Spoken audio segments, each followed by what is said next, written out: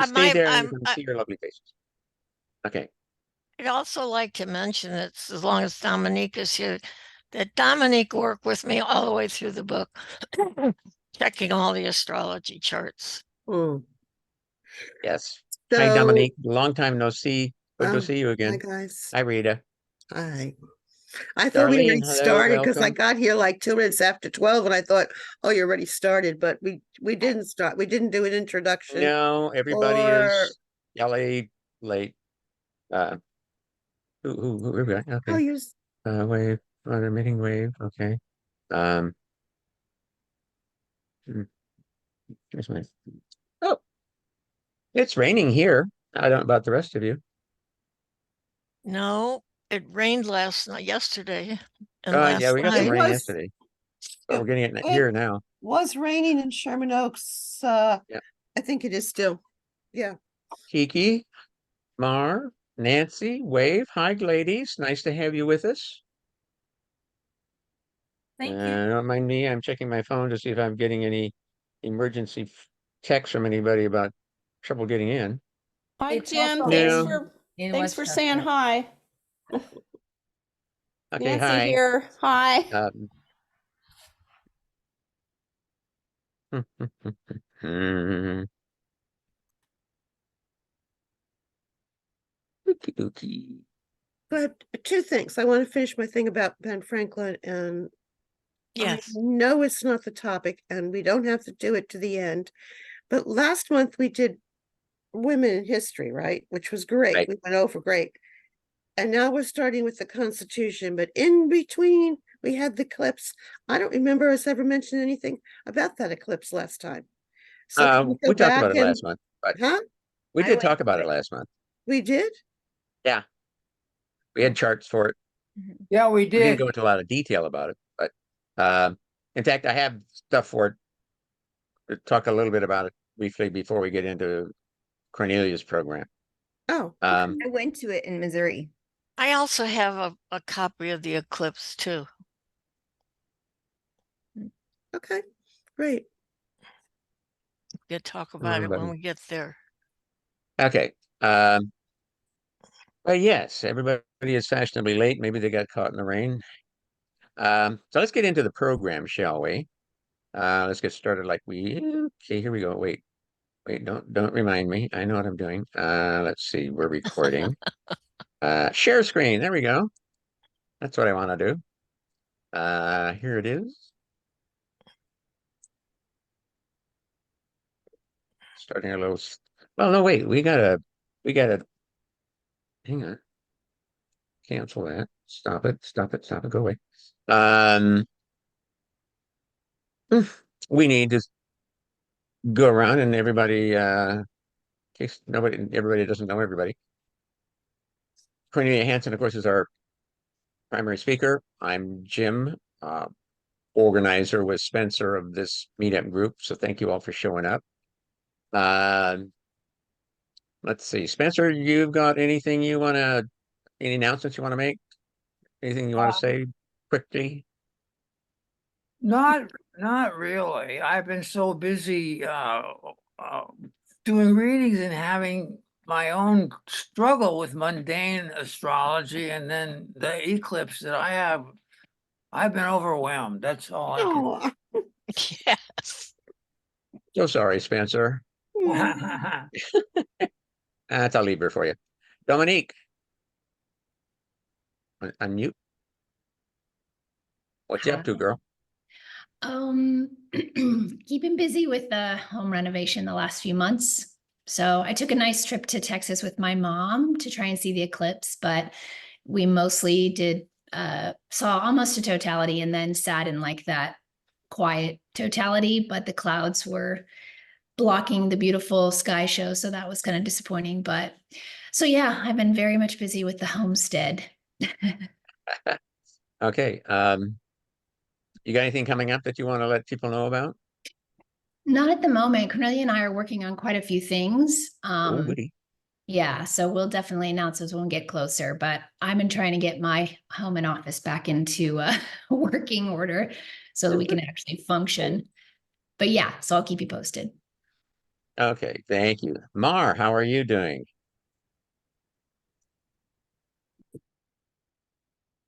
Hi, I'm doing well, thanks. Happy to be Any, here today. yeah. How did you do it? We'll talk about the eclipse in a minute. Great to have you here. Thank you. Kiki, Hello. Hi everybody. It's my first time here with your group. welcome. Welcome. Thank you. Thank you very much. And I'm doing well. It is raining. I was staying in Westchester. So I'm here on the west side in LA. And no, I'm looking forward to this discussion, I guess. My own involvement with astrology. I've been studying, oh, my whole life. No, I was born studying this now. Seriously for about 5 years. I do not have any clients, so this is very much a self journey into the stars. So yeah, I'm just here. Well, thank you. Glad you joined us. Thank you. Darlene, Yes, hello. Thank you for sharing the link, Jim. I was able to go to the eclipse in Missouri and experience totality. It was pretty awesome, which was really fun because my nephew from Santa Monica came and he has a background in astrophysics and is an electrical engineer and has zero interest in astrology. So we were both like bouncing off of each other. That was super fun. And I did a small talk at the festival that we attended on kind of like the basics of astrology for people who have like no background at all.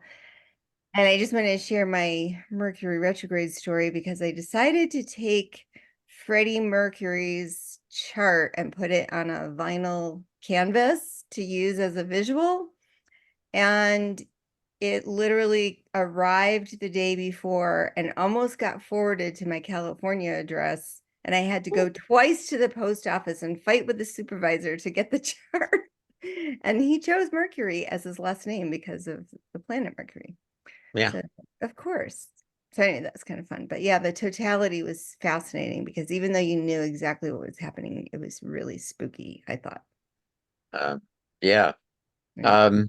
Speaking of Freddie Mercury, I came Mhm. across something quite by happenstance. Um, Freddie Mercury is one of those rare people who actually hears sounds in color. Oh yeah, that's It's this it's a word. form of synesthesia. It's called chromatosia or something of that Mm, nature. mm. But there are, yeah, some people. And what's interesting is that a number of famous musicians fall into that category. Hmm, Um, weird. That's interesting. mm, Billy That's Joel for one. Um, for another, and Duke Ellington, I guess, and there's some others, of course. But yeah, it yeah, and you wonder how they can create such beautiful music, and uh, Yeah. obviously there's a connection between because what happens is when their auditory senses are activated, it also just happens to activate visual as well. What Um, aspect causes that? it's wiring in the brain. No, I mean I mean, astrologically. astrologically, I don't know. I haven't looked at that yet, and that's something I guess we should look at. Well, I'd be interested. Yeah, Yeah. I'd be Yeah. interested too, because when I was researching his chart, there's some discrepancy about his birth time. Hmm. And I have the same birthday as him, but depending on what time, we have the same moon sign unless you use the 5:50 a.m. time. So that was another reason I chose him because everybody loves Freddie Mercury and we have the same birthday. Oh, so you're his twin sister by another mother and father. Yeah. Something like that. Astrological twins, I guess is what we call it. Thank you. Rita, how are you doing? Rita's my Oh, astrological twin, yeah, almost. thank you. Almost. Actually, with Liz Green, we're triplets. Yes, that's Oh, true. wow. Yeah. I told the story, but it was like my analyst who's also an astrologer kept saying, "Why is your chart so familiar? Why is your chart so familiar?" And of course, he had studied Liz Green, and everybody thinks Liz Green is a astrologer from England because she writes like that. But she was born in New Jersey, and I was born in Queens, a couple of hours apart. Anyway, it's been a frustrating month. I don't know what's happening. Clients haven't been paying, clients, insurance stuff all over the place. Mercury was in retrograde, right? Yep, Yeah, still well, is. that's it, you know. Mercury has huge effect on me. And when we talk about the eclipse, I didn't even see it here in California. I was on the 134, and I don't know how I miscalculated the time. I thought I had to get to a certain time, and which is crazy for my Virgo mind to go, Rita, you didn't calculate that right. Easy But enough to do. well, you know, Yeah, so and literally, unless you had the special glasses where you could look at it, you weren't going to see anything anyway. It was just going to be like a normal day. the funny part was I was driving down a street in the valley here, and at the library was a bunch of people looking, at the park was a bunch of people looking, and I thought, oh, they're still waiting for the next hour. And I went, no, Rita, you missed it. Yep. Hi, Nancy. Long time no see. Hey, Jim. Hi. Nice Hi. to see you guys. Hi, Dominique. It's been a long time. Yeah, Sean will be joining soon. I don't know. He's here. I still live with Sean, and we're Okay. up here in the Bay Area. And Okay. the day after the eclipse, I found a dead bird in the backyard. Yeah. So that seems to happen to us. We see dead animals, like roadkill after eclipses. Um, and I have to say that the last time I don't know, I'm a little superstitious about eclipses and I like to stay inside. And I'm not into, I've seen it once and I've got the glasses and the dead bird was enough. Yeah. So, Well, yeah. I mean, if you got dead animals happening around on the yeah, eclipse, then I would stay inside too, because you never can yeah. tell when one of them might drop on your head or Ex- something. Exactly. And I believe that a new moon eclipse like that is just the beginning. Oh And yeah. I'm Oh, really into this whole they found alien bodies in Peru and ah, Congress mhm. has come for a lot of people have come forward in Congress giving testimony, a lot of pilots, and I really think the Jupiter Uranus conjunction and the eclipse is going to be a lot of that and etc. So I'll shut Ah, up. thank you. Wave. Hi, Wave. How are you doing?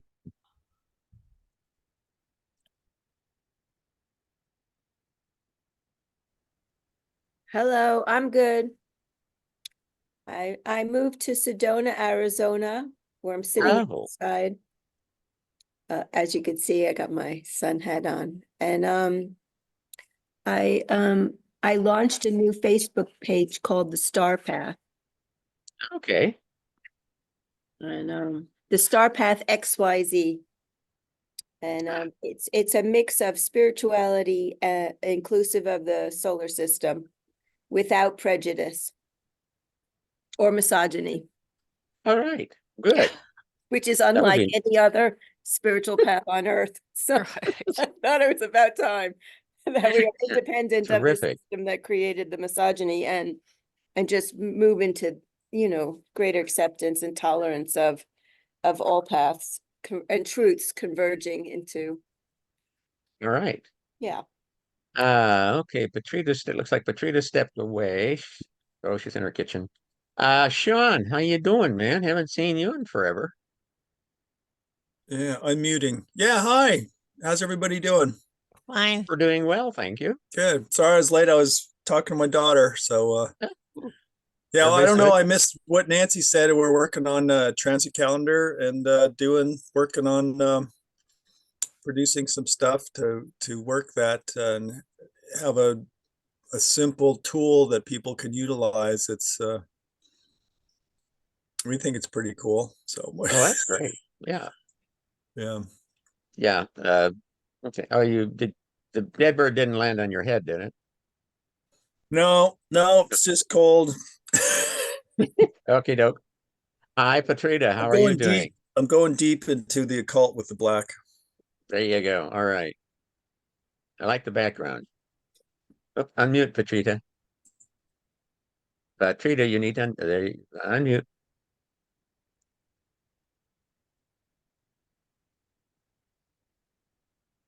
Hi, Jim. Hi, good to see you. I'm very happy to be connected with the group. This meetup group has done a lot for me. I have learned a lot, and you're so organized as a Virgo that you send. Wait, You are, who no, are you talking to? you're you're the best. Uh, I am working on, I follow your lead that you said the other day. So I check on Maurice Fernandez and I am listening to his tapes. Okay.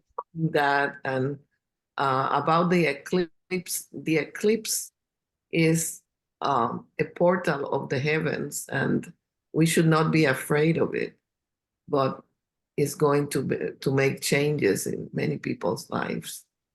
Yes, because Thank and you. many people activate the Chiron. Mhm. Yeah, we'll be talking a little bit more about that in just in a minute here. Karen, are you there? Kepler Classroom? Yes, I'm here. I've been trying Ah, to change the name to me, but it won't let me change it. So it's all right. We know who you, well, I know who you are. And Cornelia knows who you are. is she Welcome. here? Is Cornelia here? Yeah, Yes, she is. I'm here. I'm not seeing you.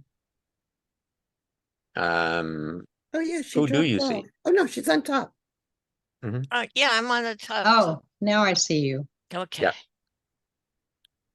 Okay. Um, Karen is my friend from Portland who also teaches at Kepler. Oh, okay. Yes. I'm looking forward to your talk. yeah. Thanks. All right. So let's get through some other incidentals and then we'll get to it. Okay. Now I am ready to start screen sharing. We'll get to our slideshow. There's a couple of, we've already done some of the stuff. Share screen. Where'd you go? There you are. Share, share and share alike. Here we go. Slide over. Slide over a little more. Here we go. Here we go. 80. All right. Here we go. So it's April 14th. Yes, I got that date right. Birth of a Nation by Cornelia Hansen. We've done our little talk around. I got a kind of abbreviated calendar of upcoming astrological events. We're going to do a quick review of the April 8th total solar eclipse, the Jupiter-Uranus conjunction that's coming up, and then we'll get into Cornelia, and she will have us until she finishes up. Tomorrow, there will be 6 exact major aspects. So, yes, some people I know are more sensitive to what's going on in the heavens around us and with the planets. And so, just a heads up for you. Tuesday, the moon will return in bounds, and there will be no exact major aspects. So that'll give you a little reprieve from tomorrow. On the 19th, Mercury retrograde conjuncts Venus, 17 Aries 33. I think of it more as an opposition than a conjunction. And I talk a little bit about it in my forecast that I send out. But basically, what's happening is Mercury is retrograde is passing between the Earth and the Sun, and Venus direct is on the far side of the Sun. So when we look at them, we see them in the same line of sight, but from the Sun's perspective, they're on opposite sides. And so I think this is a conjunction that may act more like an opposition simply because they're going in different directions and they're on opposite sides of the Sun. So there's literally 3 types of Mercury-Venus conjunctions. They can be conjunct when they're both retrograde and going between the Earth and the Sun. They can be conjunct when they're both direct and on the far side of the Sun, or they can be conjunct when one is direct and one is retrograde. And only 2 of them are real conjunctions in my mind, but that's just my mind. Where are we at? Okay. And of course, there's the big Jupiter-Uranus conjunction, 21 Taurus 50 on the 20th, which is Saturday. On Earth Day, there will be 3 oppositions and 4 quincunxes by the moon, in case anybody is sensitive to quincunxes. April 23rd is the full pink moon for Scorpio 18. April 25th, finally, Mercury will station direct at 15 Aries 59. What does a pink moon mean? It just has a slight different coloring to it. That's what they call it. It also has some other names. It's also known as also called the sprouting grass moon or the egg moon. Okay. Most full moons have probably 2 or 3 or more names, depending upon which source you want to look at, or cultural, ethnic backgrounds. On the 27th, Venus will go void of course for 28.5 hours. On the 28th, Mars will conjunct Neptune, and then he goes void of course for 35 hours. On the 29th, Venus returns to her Taurus home. And then on the 30th, Mars will return to his Aries home. Last time he was there was May 24th to July 4th of 22. So that'll give you an idea of what you might expect. May 1st is May Day, Beltane, for those who celebrate ancient holidays. May 2nd, Pluto will station retrograde to Aquarius 6. Not to worry, Spencer, he doesn't quite get to your sun, to your moon, so you're safe. Yes, a few minutes, but close only counts in horseshoes and ballroom dancing. So May 5th. All right, so normally our May meetup would be on the 12th, which is Mother's Day. So I'm thinking maybe we should meet on the 5th and allow all the mothers to bask in the glory of their day. What do you all think about that? Okay. Okay. Spencer? It's a moot point with me. We don't do anything until the evening of Mother's Day, but I will go whatever the group wants. All right. Well, tentatively we go with May 5th then. And there's only one exact major aspect that day, and that's a conjunction between the moon and Mercury that evening. So should be a lovely day for us. Okay. The eclipse. Here's the chart for the total eclipse. Wait a second.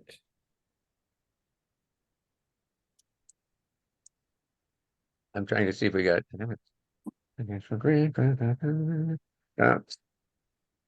As far as I can tell, we don't have anybody in the waiting room. I'd hate to have somebody waiting out there for us. And the one thing about the eclipse that struck me was the fact that it was conjunct Chiron, all 3 of them at 19 Aries 24 within a few seconds. Anybody have any eclipse stories they want to share? I saw it, took a picture of it. That was my day. You saw it even in LA with the clouds and everything? Yeah. Well, yeah, it was clear. Oh. It was mostly clear, and yeah.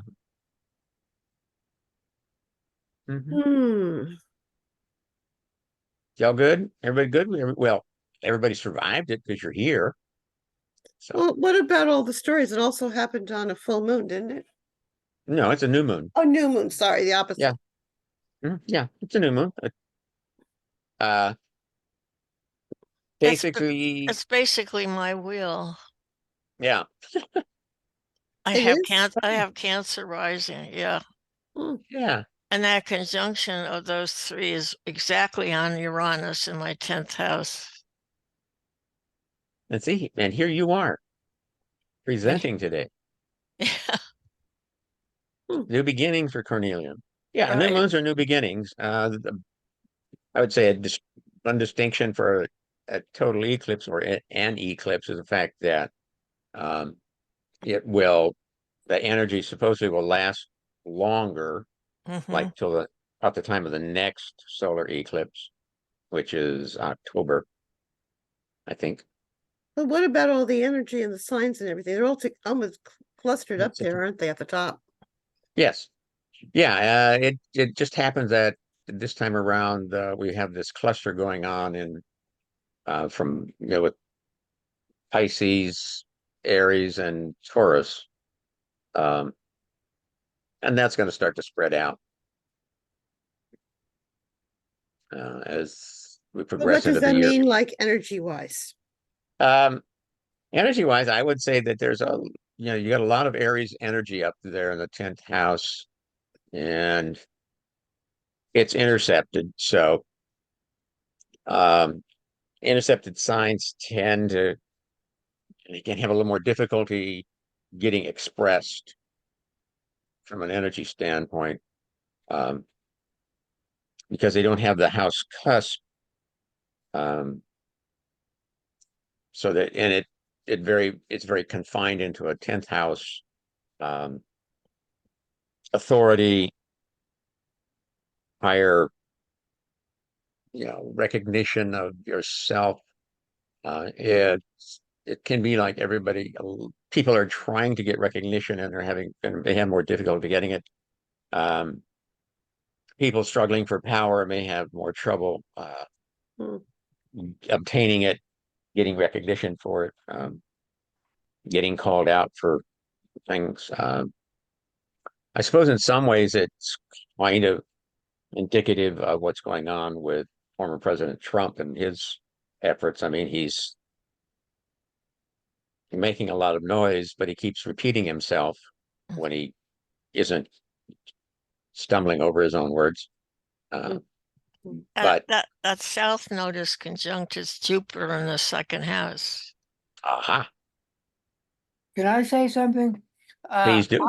I had an incredible experience with the eclipse. I've never had so much power. Exact trine to Jupiter in Leo in my house, second house. And it's just like it was an explosion for me. I couldn't believe all that was going on. And it took me completely by surprise because I never had this kind of energy from an eclipse. Usually you have to wait a little bit and think of what's going on and say, oh, that was a part of that. Or, refer to other times of eclipses as a PowerPoint or something like that.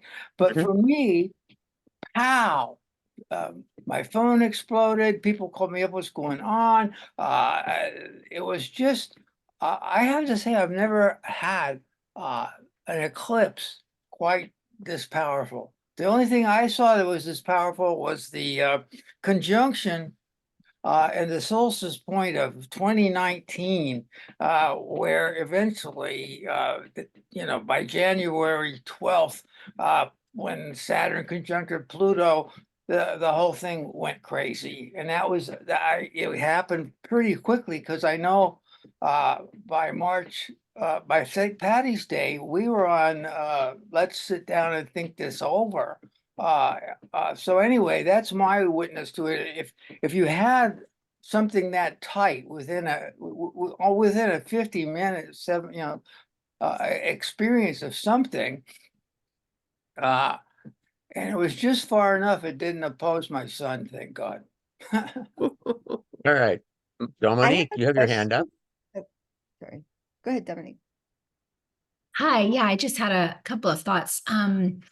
I know everyone's talking more mundane, but on a personal level, I would say that the Chiron conjunct is very much the beginning of a new healing journey or an identity wound that everyone is sort of, feeling. It was very, very emotional, and things suddenly coming up to be dealt with. I have the same chart as well as Cornelia. I'm actually 10 Cancer rising.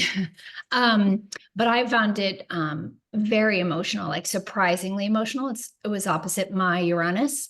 But I would say for everyone, wherever that new moon is happening with Chiron, there's some sort of like personal wounding or identity wound that's coming up that we are all processing, so we can really step into our own personal power.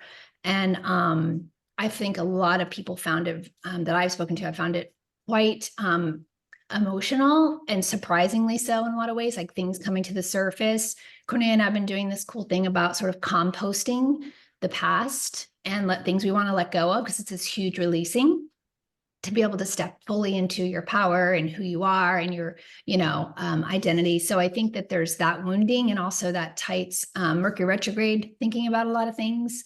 Again, Mars conjunct Saturn in Pisces is pretty powerful for us, and digging deep into our belief systems and the things that are really driving us in our lives. There's a couple of really cool stories that I got through a friend of mine who's an astrologer, Molly McCord. And she said that there was one event where like 300 people got married during the Oh, eclipse. yes. I heard that. Yeah. She was like, I would never have suggested that. But it's individual charts, who knows? But it was just all the astrology, nothing good about that. But did you hear about the other story where there was a teacher who in 1978 taught a class? There was going to be this magnificent eclipse in 2024 and invited everyone to get together at his home for it. And over 100 people showed up at this man's house and they shared in it. And I thought that was another really cool eclipse story. And I think just the collective gathering, and she had said where she experienced it in Arkansas, there were people crying, there were people exhilarated, clapping, like it's just the wave of emotions that people experienced. So I think it was very individual, in terms of the Aries. And it's really, I think it'll take some time because of Chiron, that whatever that is everyone's dealing with to kind of unfold. Because of Mercury's retrograde, everybody, I think it's not your usual Aries season, take your time, like really allow things to unfold over the next couple 6 months or so, like you said, Jim, until it like comes to fruition. So I just thought I'd share those few stories and how I think that Chiron is super important, and why this eclipse has been so magnificent in various ways for different people, like bigger and deeper, more profound, I think. Mar, you raised your hand. Yes, hi, thanks. I wanted to say that, and I don't want to take away from Cornelia's presentation much, but I do think that the upcoming conjunction of Jupiter-Uranus is also very noteworthy. And I also wanted to mention that this woman, Manda something, I can't remember her last name. Anyway, she's done a study of people who won the lottery, and the Jupiter-Uranus midpoint in your chart, when aspected by transiting Uranus, notes a time when you'll have extraordinary good luck. And she noticed that this was happening for people who had won the lottery. And I just wanted to mention that I find it extremely interesting. And also that time period is coming up for me. So I'm looking forward Well, to all right then. seeing what will happen. What was that again? When what? Okay, so in your chart, you Yeah. have a Jupiter-Uranus midpoint. So find the Jupiter-Uranus midpoint in your chart. And when it's being aspected by transiting Uranus is when you'll have a sudden gush of good luck, a streak of good luck, a lucky strike, something like that. Okay. It's very interesting. So she did a study of lottery winners, and it's online. You can Google astrology, Astro Manda, Manda, lottery winners, and you can read about it and how to figure it out for your own chart. So Okay. I want to say something that has really not much to do with. Thank you for sharing all of it.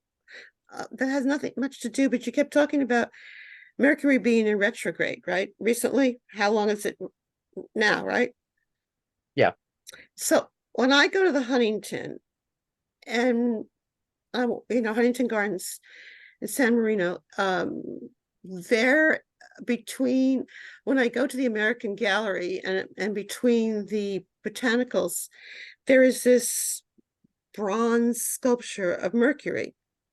And even as I'm talking about it now, I'm getting goosebumps throughout my entire body. I never realized that every time I walk by that, I look for it and it's like it does something to me. I don't know what that is, but I just, as you were talking about, I went, oh, I was just there yesterday and I had the same thing. I had to go into the Green and Green Gallery and help with an architectural talk there. And right by that statue, it's like something happens. I don't know. Well, it's because he's your planetary ruler. I guess Hello, so, Virgo. even if it's just a Yep. statue, but it was whatever. Okay. Darlene, you raised your hand. Yeah, I have well, I just want to make one comment about my experience at the eclipse, and I have Saturn and Chiron in my 12th house. And I felt peace. I felt so much peace right after the eclipse happened. It was I can't describe it. It was just something so deep and Mhm. just really beautiful. But I had a question, and now we've gone so many different directions. But right when you started to talk, Jim, you said the energy in Aries was, and I can't remember the word you used. Intercepted. Yes, and I don't know that term. Could you explain that? Intercepted is when sign is not on a house cusp. So if you look at the chart, you'll see that Aries and the opposite sign Libra are entirely contained within the 10th and 4th houses. So they're not on a house cusp. Got it. Okay. So that's makes them an intercepted sign. And actually, we'll be talking about that probably possibly next month or either May or June. We'll be talking a little bit more about intercepted signs because somebody had asked about that earlier in one of our previous sessions. So it's a matter of fitting stuff in. Spencer and I, a lot of people have intercepted signs. It all depends on where you're born and which house system you use, whether you will have intercepted signs or not, and which ones will be intercepted. I normally use Koch house system. If I change to Placidus, then my intercepted signs change as well. It all has to do with how the house system calculates the house cusps. Okay. Farther north you go, the more likely you are to have them in terms of when you're born or where you were born. Some quick comments I want to make. I think one of the reasons, perhaps, Spencer, that things manifested so much quicker is if you look, we have Mars, Saturn almost conjunct, close enough for astrologers in the 9th house. We've got not just a solar eclipse, new moon, but exactly conjunct Chiron, as Dominique was talking about. Plus, we have Eris conjunct Mercury, almost exact as well. So, and then there's the Jupiter-Uranus conjunction, which is close enough for astrologers. So there's all this dense, close energy. Even the Venus-Neptune, they're not that, they're pretty close. Yeah. So they're probably close enough for it's separating, but still, you got all this consolidated close energy just hammering things. Plus, we have a tight square between Haumea, that's that funny looking little fella down there in the 4th house, and Pluto. Was there something else I was going to mention? If there was, I forgot it. Aren't you lucky? We'll go on. Okay. Sean. Also, the horizon is Pluto's nodes, if you're into that too. So, or excuse me, Jupiter's nodes at 10 Yes. Cancer. So there's another foreboding of what we're going to talk about, I think, is the Jupiter-Uranus conjunction. Yeah. Thank you for pointing that. Yeah. I forget sometimes about the heliocentric nodes of the planets. There's so much stuff.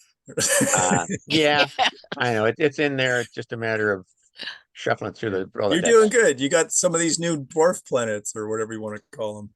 Yes, the new guys, the new kids on the block. I figure we'll talk about the new kids on the block sometime this summer, maybe July or August. like Haumea and Eris and Sedna and some of the others. And maybe some of Chiron's cousins, some of the other centaurs. I think he gets too much press myself. He's got a big head about it. We need to talk about some of the others. Okay. Now here is the Jupiter-Uranus conjunction, 21 Taurus 50. The Sabian symbol is a white dove over troubled water. Not exactly a good sign. And their previous conjunction was on January 4th, 2011 at 27 Pisces 2. And the last time they were conjunct in Taurus was May 7th of 1941, 25 Taurus 38, which even then was pretty close to fixed star Elgol. May 7th, 7 months prior to the Japanese attack on Pearl Harbor and the United States having World War II. But by this point, the war had already been going on for a year and a half, more than a year and a half in Europe. It started September 1st or 3rd, 1939, when Yeah. Germany attacked Poland. Right. And perhaps also I'd add the Mercury retrograde with the eclipse may have also played into things happening suddenly rather than later. Basically with any kind of a significant conjunction like this, you want to look to see where does it fall in your chart, which house is it in? Because it's the same degree for everybody, but it's just a matter of which house is it in, and then what kind of aspects does it make? Is it conjunct any of your natal points? Is it squaring points? Is it trining or sextiling points? Opposing points? All of those will then you can factor in to how this might play out for you. And don't forget to look at your rest planets and the solar arc as well. Just That to see if there's conjunction something. makes a grand trine, Earth trine in my chart. Well, Cornelia, you're just having all kinds of luck this year. I hope so. Maybe I'll buy a Yes. lottery ticket. Well, check your Uranus Jupiter midpoint Okay. and then see where transiting Uranus is. So, yeah, yeah. See if if that happens to be making an aspect to your Uranus Jupiter Uranus midpoint, by all means, buy a lottery ticket. Buy a couple. Okay. Anybody have any thoughts, questions, or comments they want to add to this? If I can remember, and if I get around to it, I'm going to. I've come across a couple of interesting articles online that other astrologers have done about the Jupiter-Uranus conjunction, and if I think of it, I will send those out to the group. By that I mean I'll send it out to the Meetup group, and I'll send it out to our Facebook group, just so you can perceive, read a little bit about what other people are saying about it. Okay. Mm-hmm. Now then, to thinking of all that time. Gee, we're out of time. No, Cornelia, I was afraid my I would run out apologies. of. It's all But right. here you go, lady. It is yours now. Okay. There's a lot of charts that we could skip over if we don't have enough time. But anyway, I wanted to give you a little. This is the date I came up with, and I'll explain how. But I wanted to explain some background because I have been doing election charts for quite a while, and I was really interested. And then I came across a book called 0 Hour, and it's written by two guys from Wall Street who were talking about the fact that there was a 250-year cycle and a 84-year-old cycle and a 28-year-old cycle all coming together at 0 hour, which they say happened between 2017 and 23. And I think that's pretty close to what, but it set off my mind thinking about Pluto coming back to our country, and what was going on presently, that it seemed to me that what's going on now is a reflection of what happened during our revolution, that there was a feeling of we want to be independent, But at the same time, there were a lot of people that wanted to stay with their king. And I think we're being faced with that choice again. Do we want a king or do we want to keep a democracy? So I will tell you how this came. I started researching all the American charts and trying to tie them up with Uranus transits, and I couldn't quite make them fit. So I was really frustrated, and I went on the computer and I just typed in birth of America. Okay, you can go to the next chart, Jim. When I put that in there, this is what came up. It was a Calvet Connect newsletter, and this article was written on that January the 14th, the day the United States became a sovereign nation, a largely forgotten moment in American history. On that day, the Continental Congress officially declared the sovereignty of the United States, ratifying the Treaty of Paris. The treaty, negotiated on the American side by our founding fathers, Ben Franklin, John Adams, and John Jay, formally ended the Revolutionary War with Great Britain and established the U.S. as an independent nation. But it had to be sent back to America, and it had to be ratified by a majority of states within a 6 months window, or it would have to be renegotiated. And so there was some fear that they would lose something. So they got together. So a congressional session at that time, the Continental Congress was meeting in Annapolis, Maryland, but only 7 representatives appeared, one short of a quorum. But the next day, South Carolina's Representative Richard Beresford appeared, and he had left a sick bed in order to be there. And then as soon as I got a transcript of the entire meeting, so that I could read the entire transcript and see how long it was, then they were sent immediately back to Britain so they could be within that 6 month period they had as a window. Okay. Next chart. Okay, this is the chart itself. So by searching the National Archives, I found that Congress usually convened around noon or so, depending on the weather.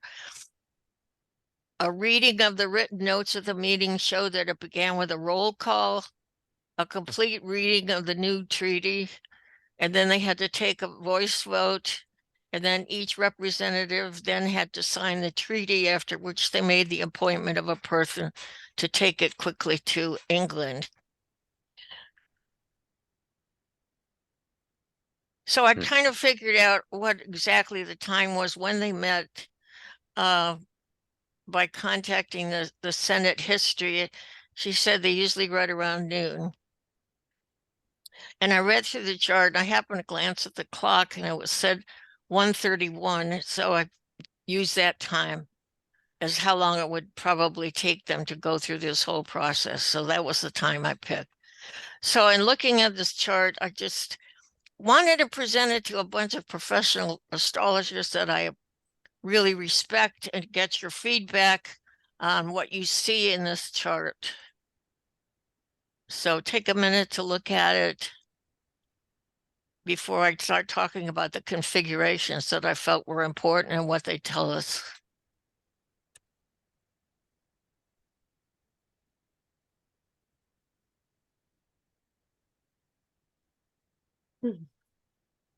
I have a couple of comments. First of all, Pluto is in a much different place than the Sibley chart, and the fact that we're all supposedly looking at the Pluto return.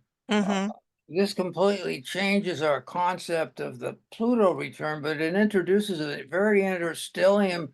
I would give a trine to the moon Neptune, that stellium, which to me ties in the whole idea of the American dream being the Neptune with the moon, and the nurturing that dream has had to make people go at it. And I find it a very interesting chart. It also makes a grand trine with the ascendant, a grand air trine. Right. which has to do with intellect and communication and social connections. It also involves the 1st, 5th, and 9th. And I read in Arroyo, he called this very important. He found this quite often in charts of gurus, masters, spiritual masters. But anyway, it's an identity chart. It's being the 1st house and becoming. Now, Jim, you want to look at the 8th degree Sabian point, Gemini? Yeah, hang on. Katerina, you raise your hand. We'll find out. Yeah, I think this is really fascinating, especially in relation to the seminar that I just left about the angles, the ascendant, IC, descendant, Gemini, which was before it was the twins, it was the two little goats. So this youthful, vivacious energy. Venus on the descendant in Sagittarius, you know, very powerful in the sign of the arrow in Egyptian mythology, so pre-Greco-Roman I'm referring to, and Leo on the IC, the root, the home, the family, our homeland. Leo represents in Egyptian astrology great courage, going out and being willing to hunt. And then opposite that, the midheaven at conjunct Jupiter at 9 Aquarius. So it's a really rich chart that tells a tale. Yeah, you could read the symbol for Sabian symbol for the MC, which would be what, 15 Aquarius? Yeah, I can look that up quickly. But this is Oh, really fascinating. Just those angles are really significant. Fire, air, fire and air. Am I looking at 14 as 14? Well, you always go up to the next one. If it's over 14, it goes up to 15. But you have 14 at the midheaven? Yeah, hang on. Could I make a comment here? Yeah. I would like to suggest that this is a very powerful and destructive chart because we have Jupiter conjunct Pluto and Mercury, which to me, and the concept we have of the national destiny of this country to take over this landmass, and you've got Mars squaring the sun very closely. I think you look at this could, I don't say, I'd like to see what you think. I think this could show a country that really had kind of a difficult way. It took control of this country because it took control of this country quite simply by killing and pillaging and just doing whatever we wanted to do with the indigenous population. I think that that's a very significant thing to look at. And you've got the Saturn at 15 Capricorn squaring this Neptune moon in Libra. What happened to the concept of freedom here? We came in with a bunch of slaves, ungodly, who counted as 2/3 of a person or something. And then you have, you know, the quincunx of Uranus exactly to the Jupiter Pluto. I think that this, in one way, in a very destructive and vicious way, this chart motivates a lot of energy to doing what it wants and to do it justified by its declaration that we are of the people, but we weren't really of the people. The people were all over the place who'd been here before us, and other people had lived in Africa. I think that, to me, I see a lot of energy for self-possession and really a willingness to you know, Mars square Sun in They're also a duet. They're both unaspected except to each other. Yeah. I got the Okay. symbol for the ascendant at 7 Gemini and 8 Gemini. 8 Gemini. Yeah, it's not only a slave history, but it's a history of people in exile, immigrants, refugees. And so there's a big history there. 7 to 8 Gemini is aroused strikers surround a factory. Right. And 8 to 9 Gemini is a quiver filled with arrows. So bow and arrow, a holder filled with arrows. And we see this mutable fixed.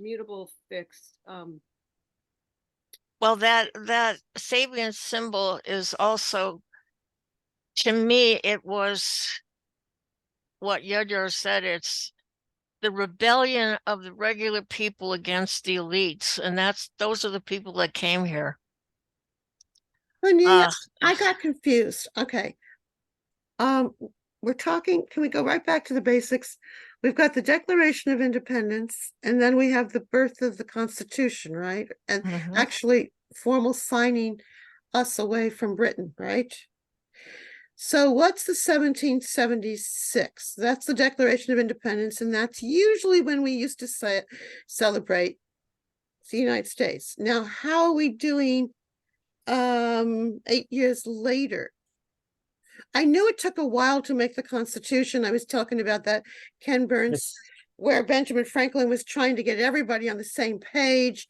Right. And he had a problem, like a lot of people, he had a problem because he knew that the South wouldn't sign if we didn't include slavery. So it got put off a while. So he wanted all the colonies to be together. I know that happened, but it took eight more years to do all that. Yes, Well, because no. when you think the Declaration of Independence was followed by 8 years of a revolution where there was no, right. We were not, and what if we had lost the war?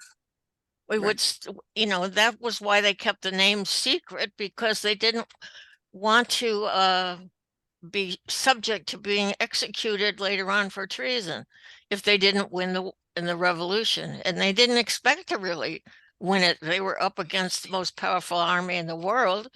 Right. They really didn't expect it. So it was 8 years of war. Then there was the Articles of Confession. But the treaty wasn't signed until January 14th is the day it was actually ratified by America, and we became a sovereign nation, independent, and our borders were defined in this treaty also, right, which defined America. And is this the one, according to Ken Burns, where Benjamin Franklin took this back? Yes. In his in the same jacket that they fired him, he took it back and presented it to the British government and said, here. Yeah, it wasn't Ben Franklin that took it back, was it? No. No, it wasn't Benjamin Franklin. He did something of declaring. Okay. No, he was sent over to get France to be our allies. That's one of the things he did. Yeah. But this came after. A formal treaty had to be signed by both sides, and this is the treaty. And when it was signed here by American Federal, Continental Congress was called then, which was meeting sporadically in different capitals of the colonies. It didn't have a single place to settle down. So this is one where they happened to be meeting in Annapolis at that time. Sean Sakura, raise your hand. Yeah. Just to note, if some people like myself use the Gemini ascendant for 1776, 2 a.m. in the morning. And this is the same ascendant horizon. And also looking at the chart, the sun at 24 Capricorn is on approach to conjunct the Pluto at 27. We've been, redoing. So to me, that's interesting and kind of ties in the chart in another way. That's Again, all. I don't want to interrupt I know. Carolina too much. I have one little funny thing, if Cornelia can put up with me a little bit more. So I was buying some Twinings tea. Does anybody know about Twinings tea? It's yes, a British that's tea. British. Yes. Yes, it's a British tea. And a number of years ago, I was buying it. And it said celebrating 300 years of British tea. And I got home and I went, wait a minute, 300 years. the Boston Tea Party, British tea. So I go on Twiney's website, Twiney's, and it talks about it's establishing in 17, it's established in 1706, 70 years. It said, we were not involved in any way with the American Revolution or the Boston Tea Party, right on their website. I thought it was so funny. I thought that was a cute little, yeah. It is. Well, I want to talk about what I consider, there's so many aspects to me that were important because, first of all, the Grand Trine, I said, it has to do with becoming. We don't really know who we are yet. Okay. The first and fifth, seventh, and ninth house has to do with identity. I don't think we resolved that yet. I don't think America really knows what it is. Our national character is such a melding of people and ideas. But what is the 14 or 15 Aquarius Sabian symbol, Jim? Do you have that? I think it's where we're becoming. Yeah, you see. There's two birds sitting on a fence, singing happily. Hang on, I gotta find it. 14 to 15 Aquarius.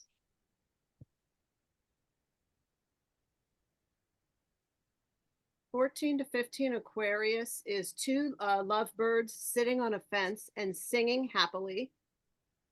And 15 to 16 Aquarius is a big businessman at his desk.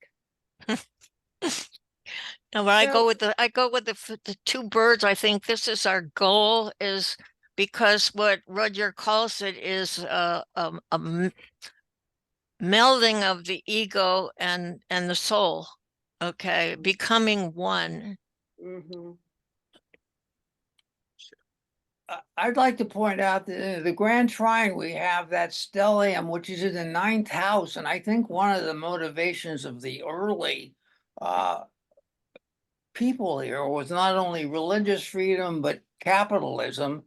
And I think that these two aspects really motivate us, and both of those can be seen in various ways of the philosophical, religious, and legal implications of the ninth house. And it's been set into motion by Neptune and the moon, the emotional involvement with these principles.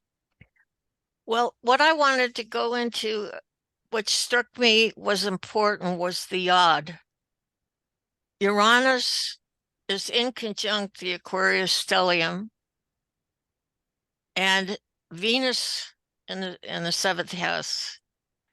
And Venus in the seventh house has a lot to do with women and women affairs.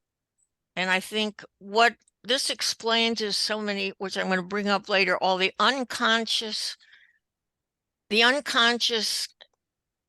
of America, let's put it that way, the collective unconscious of America has all of these issues which come up over and over and over again, but they're never resolved, which we'll talk about a little bit later. So can we go on next to the next one? Anybody got any last comments on this chart? That We'll see it again. Saturn Well, the way I understand a yod operates is that it's unastaplanic, those two.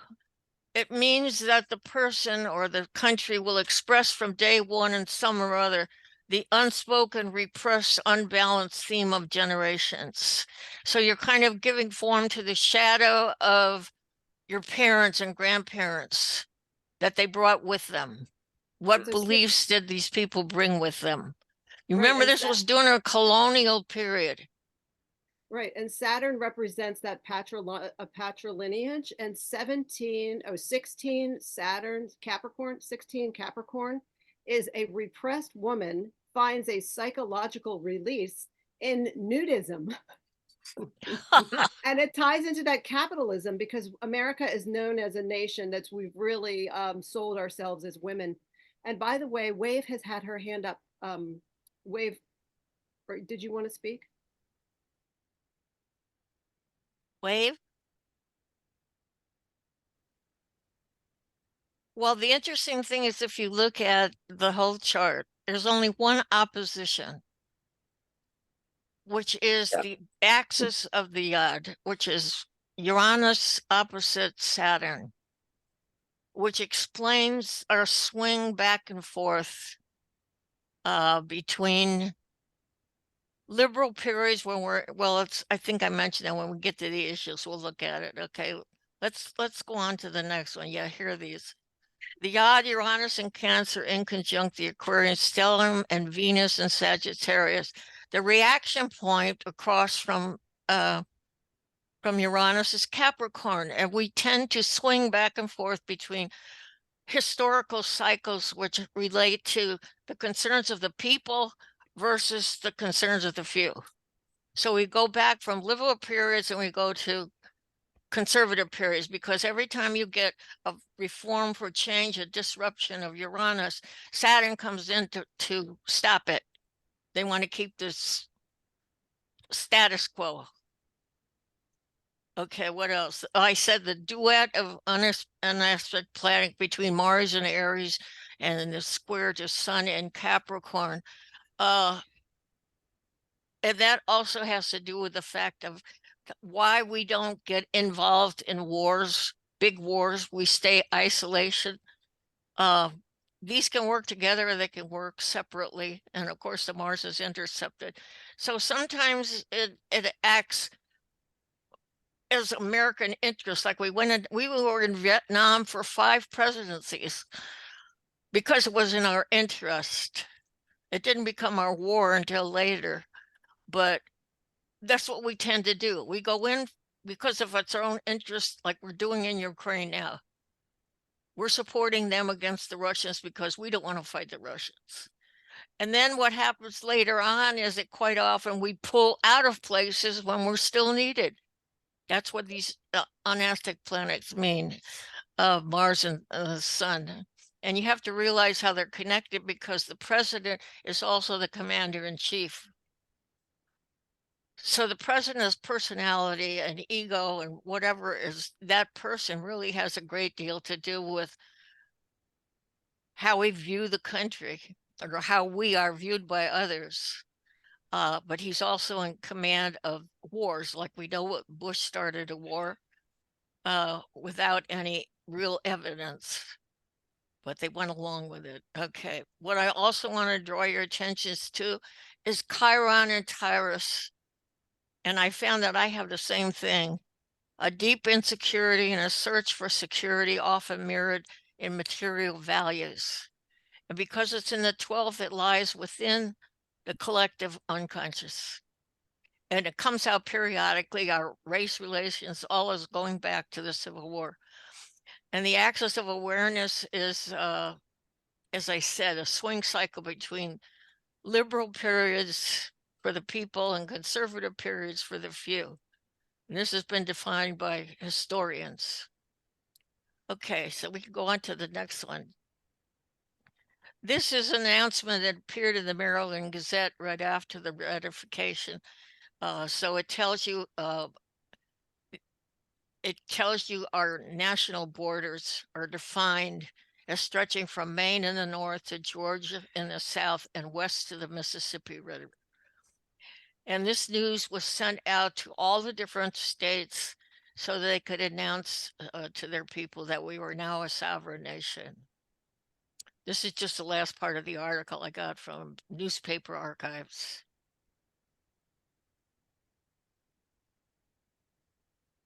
Okay, so this is the starting here of the Constitutional Convention, which met in Philadelphia, they had to amend the Articles of Confederation. But of course they didn't. They met in secret and they wrote up a constitution. So next chart, Jim. The Constitution it had to be ratified by a quorum of the states before it was accepted by the citizens. So the actual Constitution became the law of the land when they signed, New Hampshire signed in. Not all states had signed in yet, but they all eventually did. But this is when it became the law of the land. And I want you to look at some of the aspects here that I think are important. You have Jupiter in the second house in Cancer, which means constitutions, and it's conjunct Uranus. So this is totally new, a totally new idea of this republic. It's totally new. And it's trine to the stellium in the ninth house. And you notice that the Saturn is conjunct our north node, which says to me that this is going to be going to last quite a while till the next Pluto return, right? What else could we mention here? But I thought those were the important ones. Also, if you notice,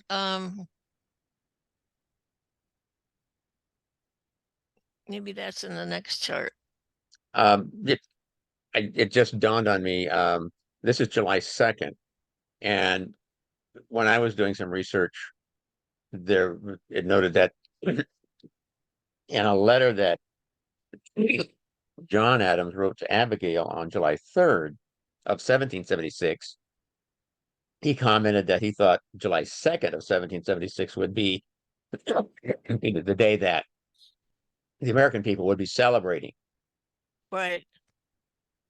And so it happens fall 12 years, exactly 12 years after that. Right. Let's see if there's anything else in my notes I want to mention.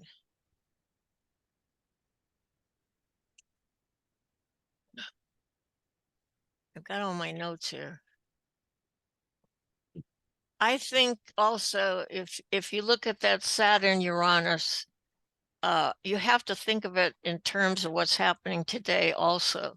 The division between people who want change and the people who want to maintain the status quo.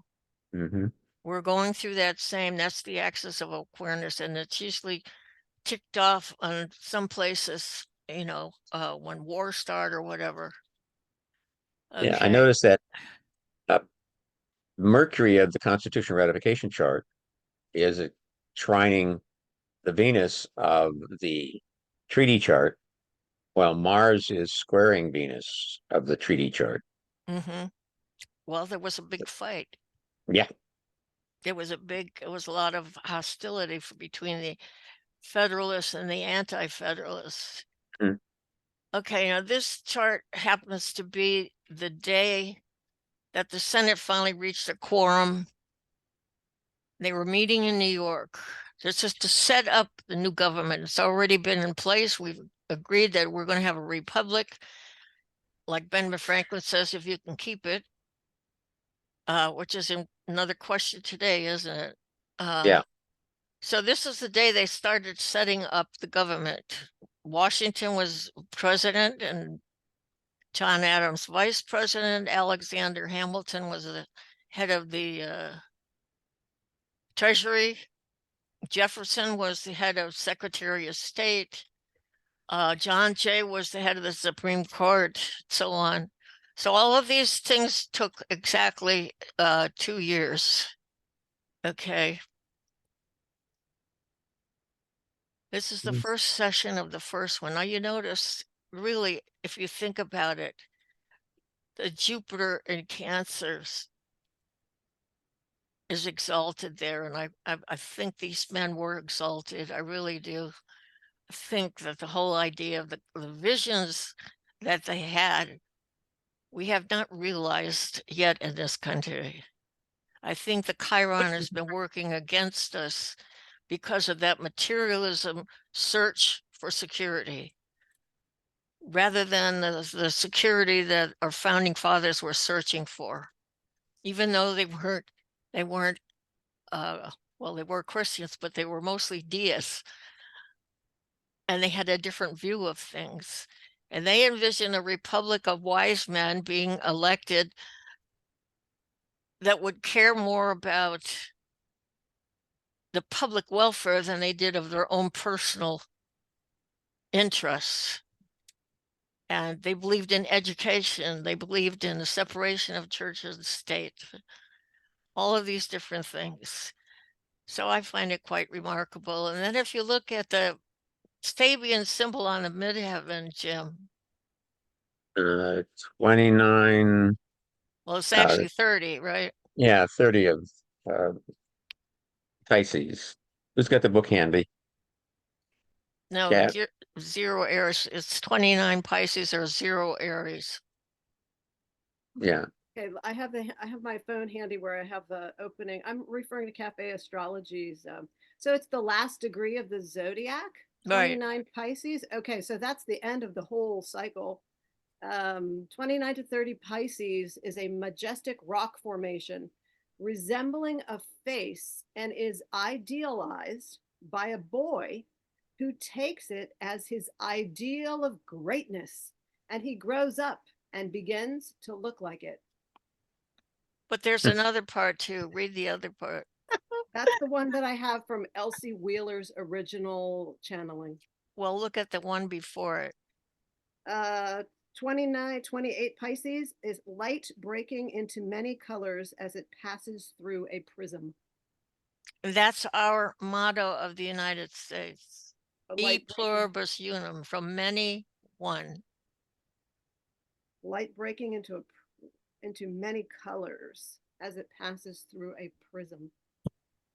Is there a prism on the dollar bill? Yeah, there's a Yes. pyramid. A pyramid. It's kind of like a prism though, isn't it? Yes.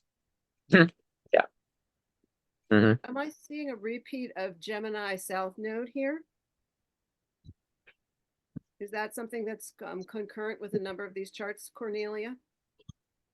No, what's important is zero Aries. No, but I'm talking about the nodes. What about the nodes? I'm seeing Gemini as the South Node in a couple of charts. Is that right? Right. Okay, I was looking into Stephen Forth's South Node in Gemini.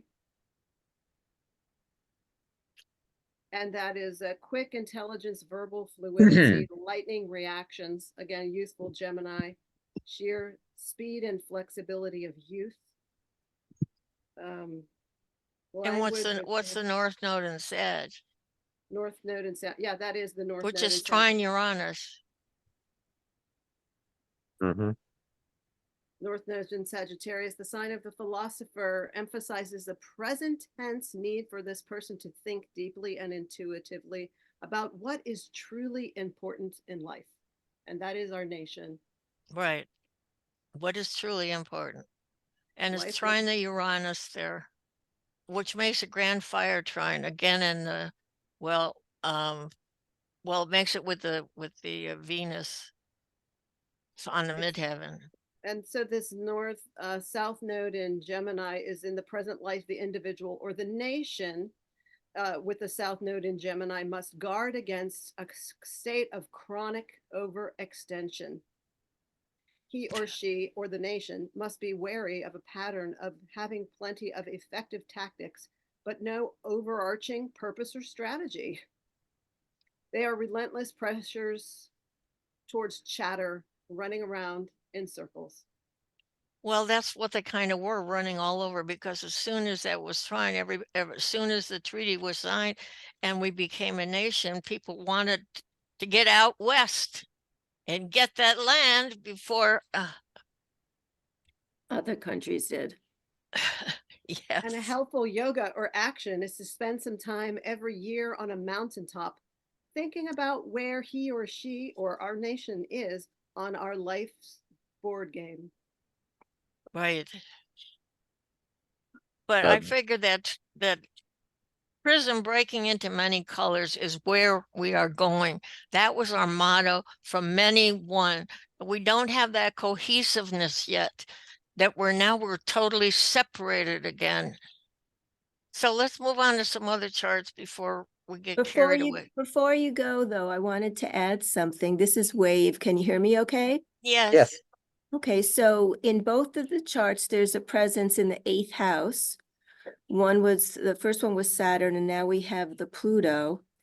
And and we also had the sun at the ninth house cusp, and two areas that I'm particularly interested in, because there's often a divide between spirituality and metaphysics.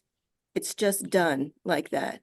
Mhm. And in the formation of the country, the deists that came together, deism is, I believe it's something like an absence of mythology, but the presence of a good-natured spiritual realm, if you like, but no mythology. And so that denotes like a kind of freedom, which the Aquarius was represented. You know, Right. the freedom of religion was so prominent in that other chart. Freedom, just in general, of the individual, everything with the Aquarian. And so anyway, the point, going back to the eighth house, is that they weren't only deists, they were also Masons, if you recall. And the Masons pretty much Right. structured everything. And I think they were probably one and the same, you know, for the most part. But so here we have the presence of mystical or metaphysical power, as well as all the belief systems that were coming into being of an ideal philosophy. These people, like you said, Cornelia, truly were, on some level, exalted human beings. There was something going on. It was because that was the age of enlightenment. Because that isn't going on right now, but could be eventually. Mhm. And there is a promise for that, not just from then, but just in general. There is a Okay. promise for that. Let's do the next one, Jim. You do. These are the issues I came up with, represented by Chiron in the 12th house. What did these people bring with them to this country? First of all, was the obedience to the law. The Declaration of Rights in Britain provided for free elections and freedoms of speech, so Americans felt that they had the same rights. But we also have to deal with the colonial philosophy of the white man's burden, which was written up by, what's his name? Rudyard Kipling, which meant indigenous peoples were culturally inferior because Western civilization was far superior in light of Christianity, culture, science, and commerce. If Native people resisted, the colonists used force. The true impetus of colonialism was the potential for commerce and natural resources. So this belief affected their attitudes toward Native Americans and slaves, and later towards groups of intimates. I mean, it's been going on in our country for I don't know how long. In fact, it's just been, Trump just brought it up again with the vermin statement he made, which is so stupid. Anyway, the American dream, that's another part of our unconscious. What is the American dream? It has changed over time, but it really meant was that anybody from wherever they are, if they worked hard and played by the rules, that they could be successful in America. And so, of course, that's quite often changed. Another issue was the separation of religion and state. One of the questions came up was when they said people who could vote, they wanted them only to be Christians. And they said, no, absolutely not. We're separating religion and state here. We have a nation of laws, not commandments. But women couldn't vote, only men. Yes, exactly. That's the patriarchy versus women's rights. That's been here since the beginning. But only certain men could vote, not all men. True. Not slaves and not indentured servants. Or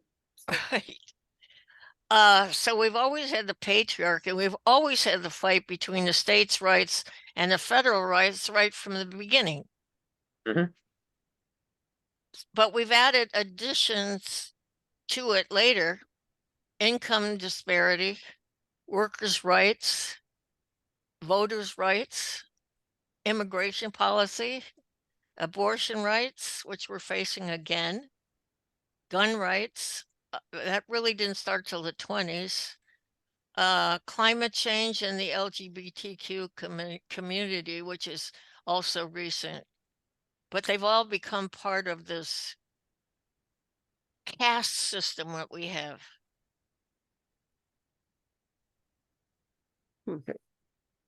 So my thesis of in this book is that these are the issues that they brought with them that have continued through our 250 years as a nation, and that we have tried to deal with them at times through strikes, through protests, etc., to win more freedom for blacks, etc., or for Indians or whatever.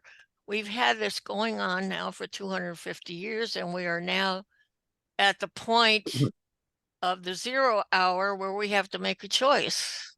Do we want a king? Or do we want a democracy? So I think it shows up historically, is what I'm saying. Okay, let's look at the next one too. Okay, this is Lincoln's assassination. I just thought this was interesting. I was trying to tie Uranus up here, and here you have Mars on transiting Uranus in the chart. Setting off this yod again, because what followed the aftermath of the Civil War is still with us today. So all of those issues that I just mentioned became more embedded.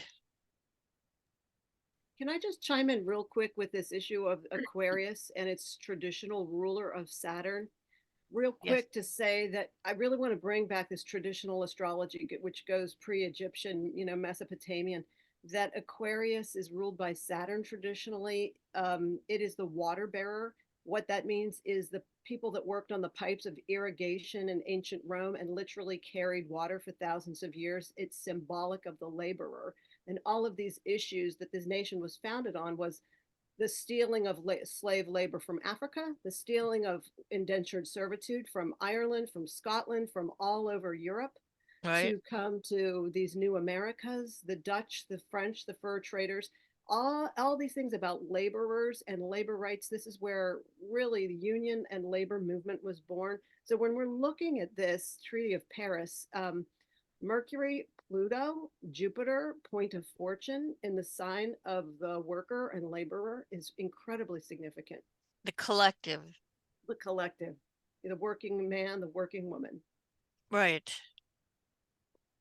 Did you realize that's April 14th?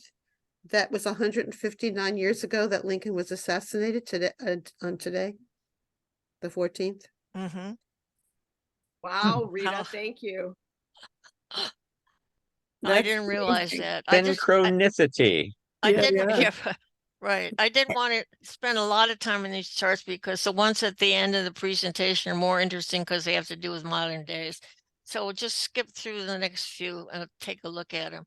This was the World War I declaration. You can see the Mercury sets off the unaspected duet of the sun, square Mars. What are we looking at? And Pluto is beginning a long transit across Uranus, again setting off the yod, but also bringing the pandemic that came after the war. Yeah, the Spanish flu and into the Depression. Okay, this is the beginning of the 20s. Was started off with a bang with Volstead Act and became effective at 12 a.m. on January the 16th, 1920.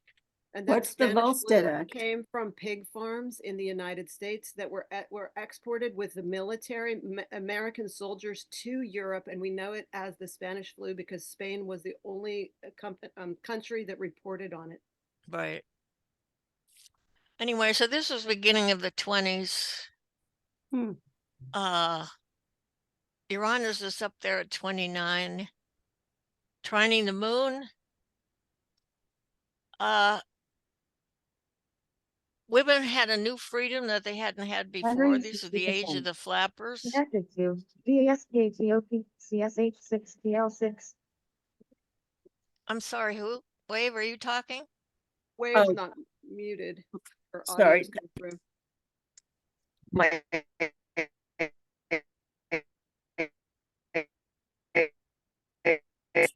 Cornelia, Yes, so the the Prohibition Act was enacted on this day, is that right?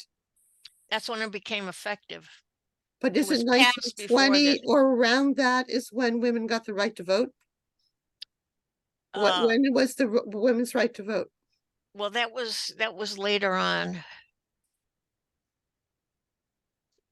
22, really close, Rita. You're Oh, it's right. 22, okay, Yeah, this is the time where with the movement, the push was on. okay. And prohibition was tied to women's voters' rights. Yes, it was the Christian Temperance That's it. Union and women's voters at the same time. So Yeah. you can see that Venus, it has a Venus return here. So in Sagittarius, so women are seeking that freedom that they didn't have. So there was a lot of the other thing is that Uranus trines the Mars, and you notice this was a period when there were a lot of inventions. We got the refrigerator, the vacuum cleaner, the car, the automobile. So people were more mobile and they could move around more. It was a time of great theater also. Not television, radio stars became very popular then too. Not to Course- contradict you, but the automobile was discovered way before 1920. Yeah, but it was when the automobile became Mass portable to the produced and, masses. Yeah, okay, that's what I thought, okay. yeah, no, this Mhm. isn't, I'm not talking about the invention, I was talking about now it was Available. right. Yeah. Yeah, 1910, we were still Mhm. horse and wagon, and by 1920, the streets were filled with cars. Right. Now, the 19th Amendment, which gave women the right to vote, was ratified August 18th, 1920. Ratified, meaning the What did you say, requisite Jim? number of states had ratified it. Right. Or is it 2/3 or 3/4 of the states have to ratify an amendment in order before it Yes. becomes part of the Constitution? Three quarters. Yeah, so that They was the haven't date been that. able to pass the ERA though.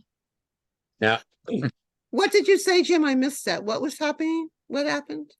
August 18th, 1920 was the date that the 19th Amendment was finally ratified by the 3/4 majority of the states, giving women the right to vote. So it was 1920. Yeah. Okay. Yes, Mhm. amazing. So the first time they could vote would have been the 1920 presidential election. That'd be an interesting thing to look at, would be the 16 election versus the 20 election. Yeah, oh yeah. And What do voter you think? turnout. Voter turnout, that would be interesting. However, I believe it was Wyoming had already given women the right to vote for some of their elections. So As a matter of fact, it was New Jersey gave women the right to vote way back when, and then in 17, I forget the date, but they declared that all states women did not have the right to vote. yeah. Yeah. Yeah, that's right. Thank you, Cornelia, for bringing that up. Okay. Right. Okay, this Cough. is prohibition, right? Oh, look. But you have to Yeah. also remember that there's a dark side to this because you have Pluto coming up to affect that. And Pluto is the dark side because now we've got also during this period, there was a lot of racism and there was a lot of crime related. That's when crime became organized. Mhm. The Pluto side. And look, it's like the day after the solar return for the ratification chart. Mm-hmm. Oh, interesting. Okay, let's go on to the next one. Now this is FDR coming in. This is his inauguration. I didn't use election charts because I don't think you can pinpoint it, but you can pinpoint the inauguration.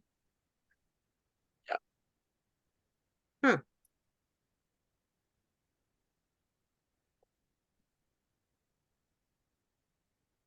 It was quite a turnoff. I mean, quite a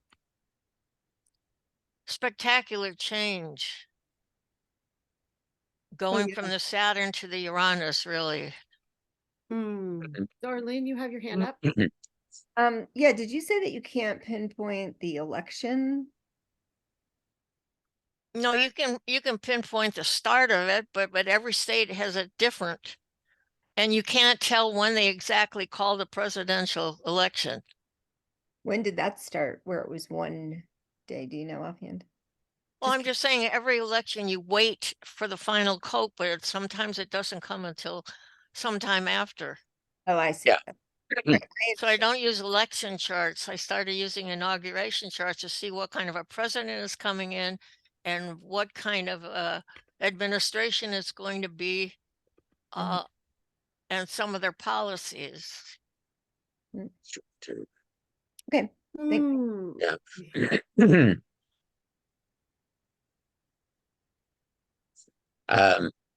It's interesting to note that Saturn rules the Democratic Party, and the Saturn of the FDR inauguration chart is basically has just gone over Mercury, Pluto, and Jupiter of the ratification chart,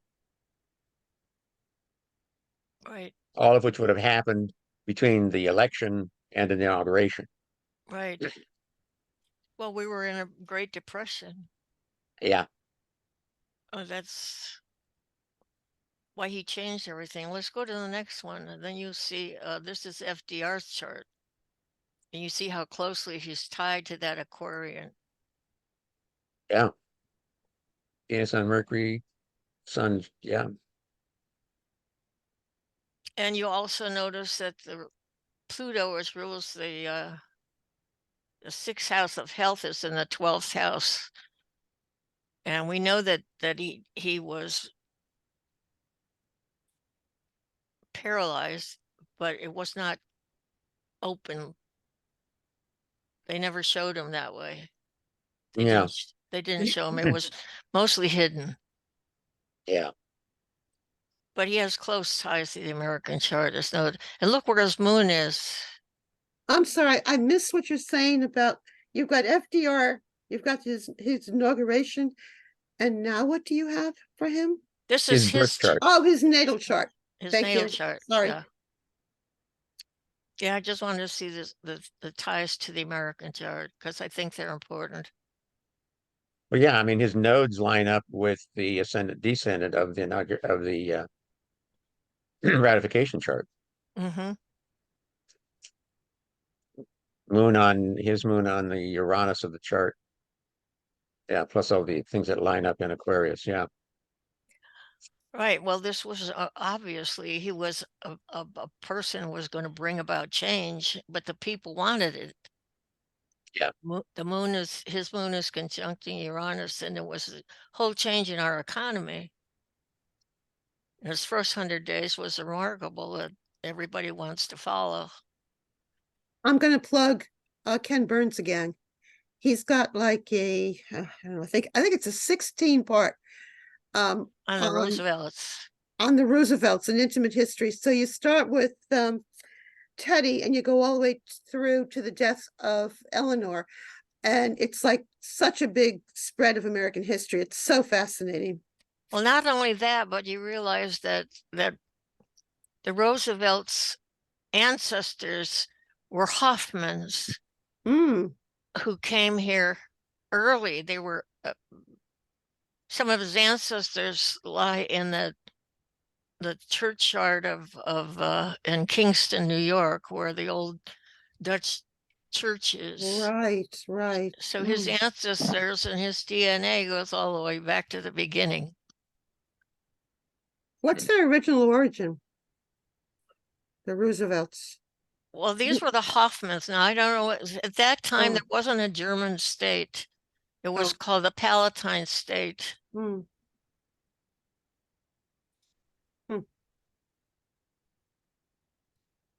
Anyway, so his ancestors go all the way back. In fact, there's ancestors of 4 American presidents there. Of course, one is Teddy and FDR, their DNA, and I don't know who the other ones are.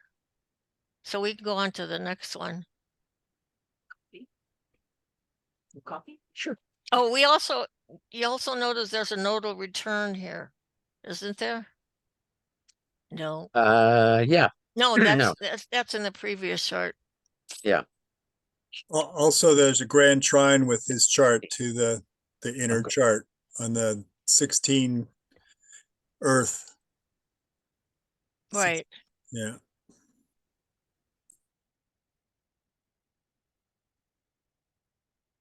I Okay. noticed too that his Saturn square, well, that's his, he has Saturn square Venus. Which is this the next one? No, that was the previous one. Hang on. I'll catch up to you. There we go. Okay, this is the Hiroshima atom bomb was released at 8:15. That's the actual date it was released. And you can see all the stuff that's happening with that yod.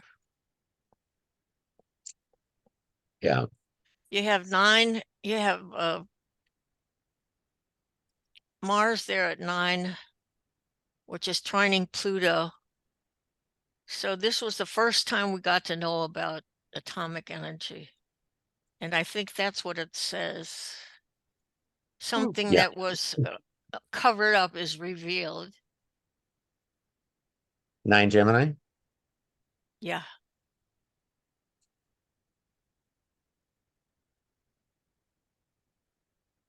No, I'm not sure. It's one of them. Yeah. Oh, your screen just went blank, Jim. Oh, all right. I'm You're back. looking for 9 Gemini? I was. Oh, I can find it. What I was noticing was this 9 Gemini, all of these planets in this cluster in spring and summer signs. Yeah. But And you've got the moon conjunct Saturn. so 9 Gemini is, it's 7 Gemini is the ascendant and 9 Gemini is Mars. Yes. 7 Gemini is aroused strikers surround a factory. Yeah, well, that's our Right. natal chart. And Yeah. 8 Gemini was a quiver filled with arrows. 9 Gemini, an airplane performing a nosedive. Whoa. Whoa. So let me just say that out loud again. A 9 Gemini, an airplane performing a nosedive. That's 16. insane. Oh my gosh. Oh my goodness. The head That's crazy. 16 to 17 Gemini, which is Uranus right there, the head of a robust youth changes into that of a mature thinker. We also have the nodes going over Uranus. I think that's significant too, because I think it was the beginning of a whole new age, the Yeah. atomic age, Mm-hmm. which changed so much. Yep. But the Saturn conjunct the moon, I think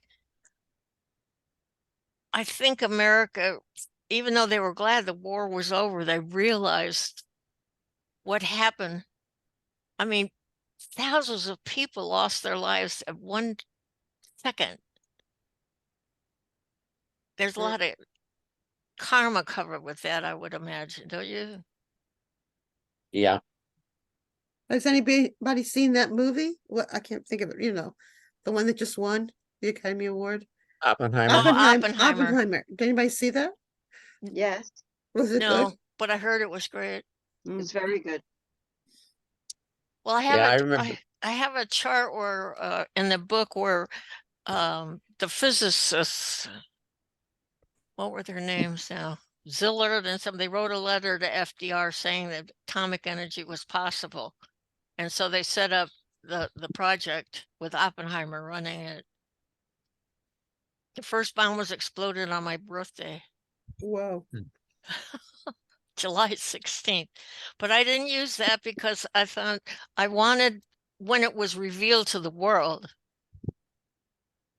because there was such a difference of thinking all over the world. Now we realize that we could totally destroy ourselves. And it was like a big cloud that hung over us. Well, that was Yeah. the point in Oppenheimer where he was afraid that it would set off all kinds of reactions. Right. Let's move on to the Yeah. next one. So you can see where atomic energy started. Sean, Oh, just what was it? The Saturn moon was on Pluto's nodes back then. oh, Another okay. Pluto's node, more nodes, sorry. Oh, that's interesting. Yeah. Mm. Yes. Yeah. The heliocentric nodes of Pluto. Yeah. What's the next chart? Next one is Rosa Parks. Rosa Parks. There we go. This is when she was arrested. I followed in the newspapers. She was arrested around 6:45 because she wouldn't go to the back of the bus. Now you notice we just had a Uranus return here. Mm-hmm. So this Yeah. was the beginning of the civil rights movement. The Montgomery bus boycott, Yeah. which brought Martin Luther King into the public also.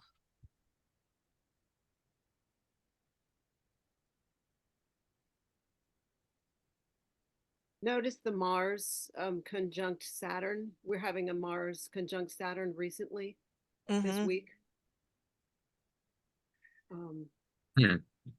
Kind of bringing force, Mars to the authorities, bringing your own personal power. Well, it certainly has been talked all over. Are we going to have a war, a third world war or not? Yeah. Yeah, well, there is a new movie coming out called Civil War. It's out. A new it's Civil War. Outwave? A new civil war. Yeah. Oh. Okay, It's this is Ronald Reagan. This is his chart, natal chart, with our chart. Now, even though he's an Aquarian, you notice that he's really heavily Capricorn with the Mars, Mercury, and Uranus all in Capricorn.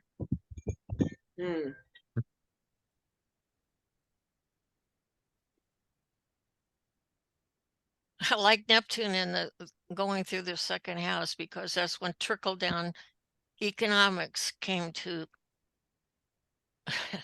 the United States. Yeah.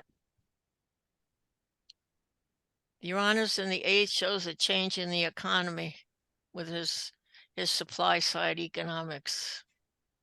Mars in Capricorn in the 8th is also trine Saturn, its ruler in the 11th, showing the long-lasting effect of his policies, which were not obvious at first with the North Node conjunct to Sun and Taurus in the 12th house, opposing Jupiter. We didn't get the immediate effect of his economic policies until we saw this huge separation and the income gap grow. And grow and grow. And grow and continue to grow. Yeah, that's a chart I have in my book where you see how from his point on, the wealthy just went up where the main people sat on the bottom. He broke the unions. He what? And he was persuasive. That Mercury Uranus is he was persuasive when he spoke, and he had a gentle voice, and you wouldn't associate that with Capricorn really, but it was soothing. It was like a soothing, soft voice. Right. Just the right kind to get what he wanted. Well, he was an actor. He was an actor. He was a good-looking actor, you know. And that's all we needed was a good actor. His budget spent $303 billion on defense, while large tax breaks to the rich, who now had disposable wealth allowing to send their industries abroad. Right, and that union breaking was actually starting in the 60s and 70s after the unions were strong during the 50s and 60s in the automobile industry. Suddenly they were all the labor, steel, automotive, that was already being started to export in the 70s. And so he really continued it. Right. There wasn't even any war. I mean, that we were in, and they've spent, what did you say, 3 billion on defense? 300 billion. 300 billion on defense, and we were not even at war. It was a Right. Cold War. That was the It Soviet was the era Cold where, War, yeah. where we nuclear defense, a threat of hiding. We were hiding as children under our desks. So, the Soviets were going to kill us. Don't you know? There was so much fear about Russia then. Thank you. So that's probably what just in case, Let's go on to the next one, Jim, because I want to get to the end. Okay. How many more Yeah. are there? I'm not sure. But Not this is Obama's inauguration. And you can see all this Aquarius stuff coming in. And it certainly was different. Yeah. Yeah, and you've got the North Node on Pluto and Jupiter. Mm-hmm. Hmm. So let's go to the next one, Jim. Again, This is a big Trump's stellium. inauguration day. Oh, do we have to? No. Yeah, that Obama Well, inauguration. because I want Well, to show the ones that come after this, I okay? know. We have to stomach this one. I know. And a Okay, big this is stellium in Aquarius for that Obama inauguration too. There were 5 planets. Yeah. In Trump's inauguration chart, without this other chart, the Mercury and Pluto are in the 9th house, which I think is very significant for propaganda and right. immigration and policies, Jupiter, yeah, and and Jupiter. indoctrination of their own policies, and Okay. going on and on. At the same time, they're having a nodal reverse. A nodal reverse. Reversal. Oh yeah. A nodal So it's reverse. Yeah. Yeah, he sure did reverse things. He certainly did. Hmm. And he didn't even really win. And he didn't even really win. No, he That's didn't right. win the popular vote. Hillary Clinton did, and then people threw rotten tomatoes at him in the street. It was the biggest protest against an elected president in 200 years. Right. So let's go to the next one, Jim. okay, dope. There's the January 6th riot. Hmm. I Oh, timed it for when the protesters reached the policemen, the security geez. guards at the Out of White the heart. House. That's when they Heart. started breaking down the barriers. So I used this time. Wow, that Pluto sun is pretty exact. Mars in Aries. Mars. Yeah, I mean, you've got Sun on Like- Saturn, Pluto on Sun, Mars on Saturn, Mars on Beautiful. Mars. Yeah, Mars Beautiful. return. Mars. That lines up. Mhm.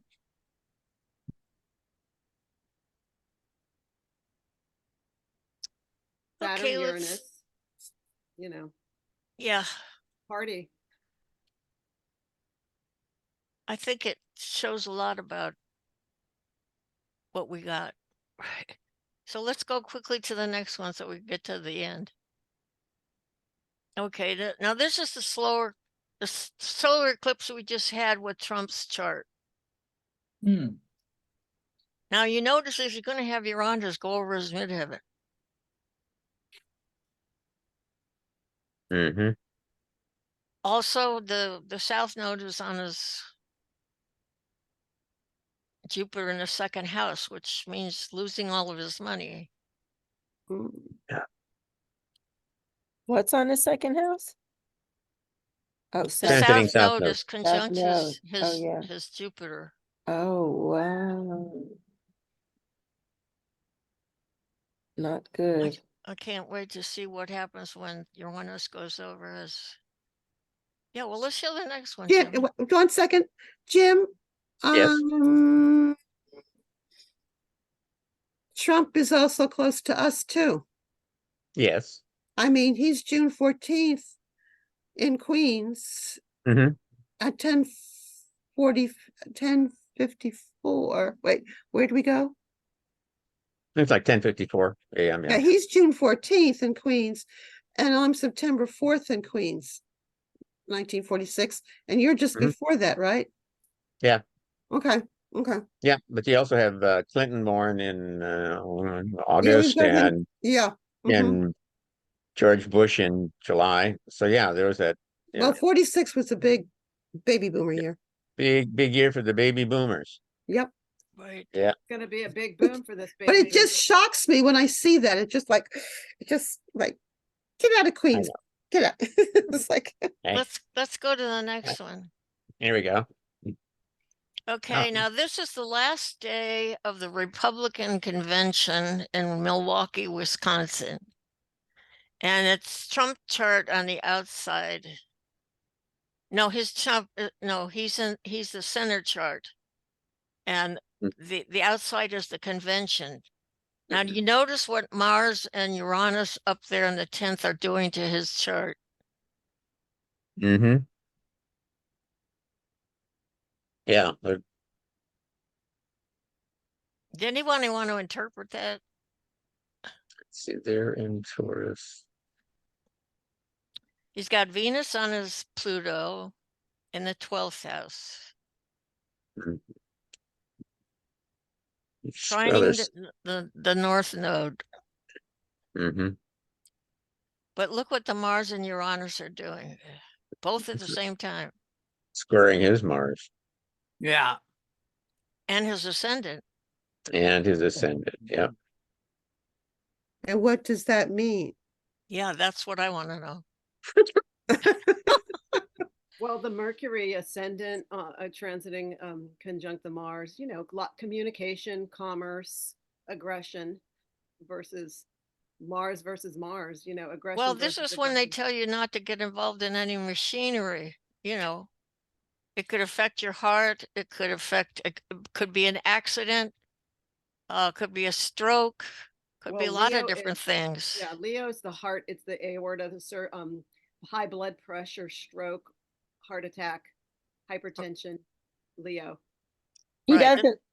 doesn't look well at all. No, he doesn't. Well, you can All imagine that the pressure stress. he's under. Yes. Oh, one thing after another, not Taurus is- nonstop. Taurus is the jaw, the throat, the thyroid, the neck, the lymphatic system in the throat. Saturn squares the North Node for him. Right. Karma coming back to you. And the sun. I mean the moon. Fixed square. Yeah. I just think it means he's not going to be there. Oh, he's not going to be there. Well, the other thing that I noticed too is that they're waning squares, meaning they're consolidating, they're diminishing. Not the Uranus Mars. That's Well, bang on. this is the third day, the last day, Mhm. Mhm. the last But day of the compared convention.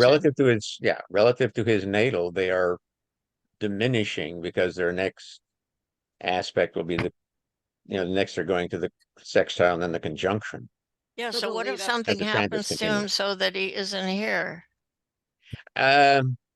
Pluto's going into a 6th house. Well, he's got let's see, the transiting North Node is in his 8th house along with Neptune.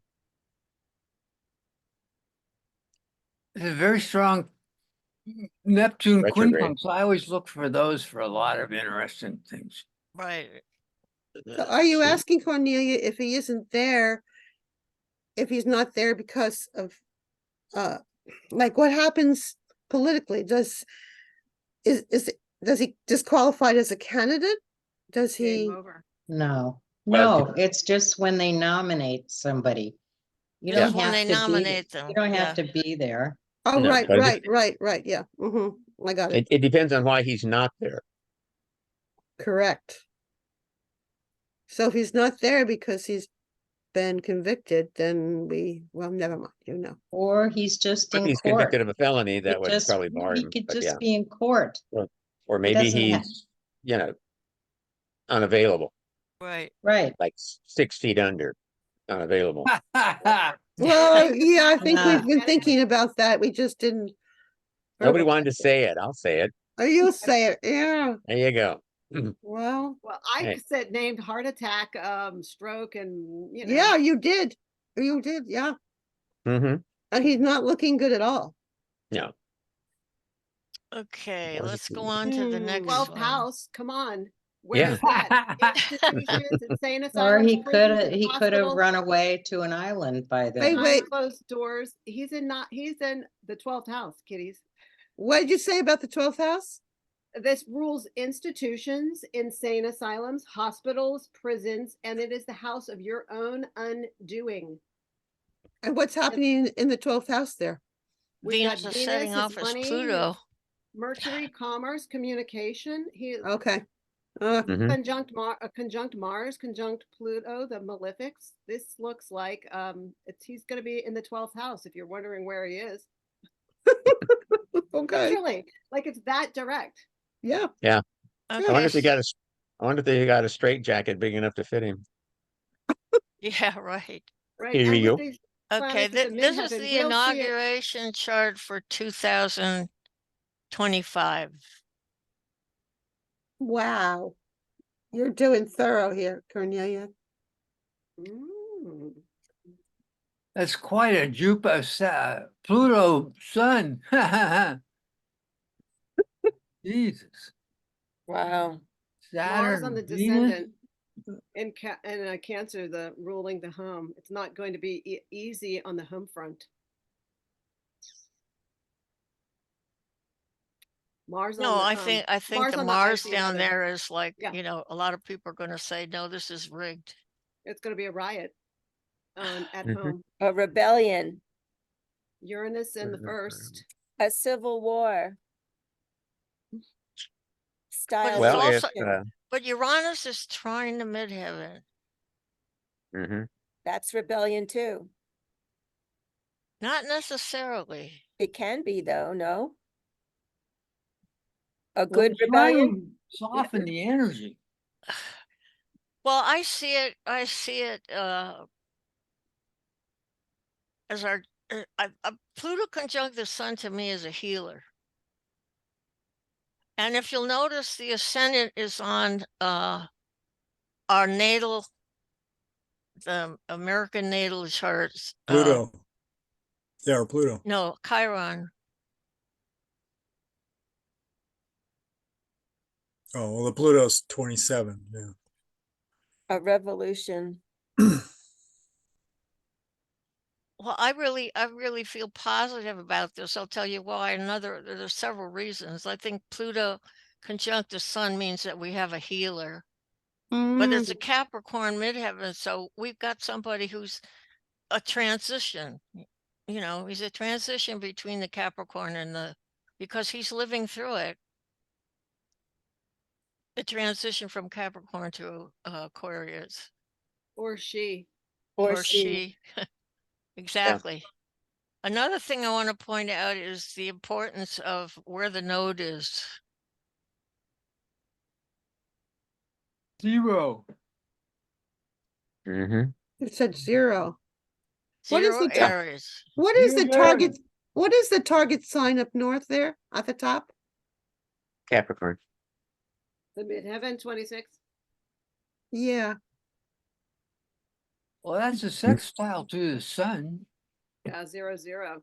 The big set. Who talked about this big sextile on the web? That one astrology group that has a really great videos. Eh?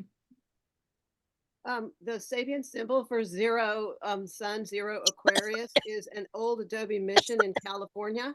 And 1 Pluto, an Aquarius, is an unexpected thunderstorm. Oh.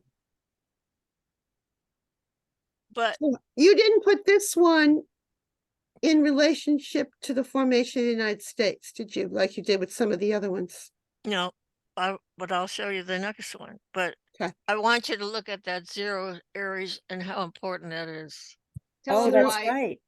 That's 0 right. Aries. You want to share with us, Cornelia? Not till we get to the next one. Oh, good. You're going to save it. Save it and make us torture us. Good, good. I like it.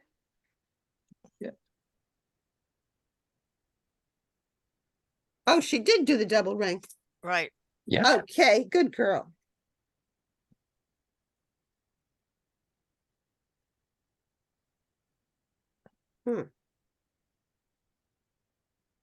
Inner ring Paris.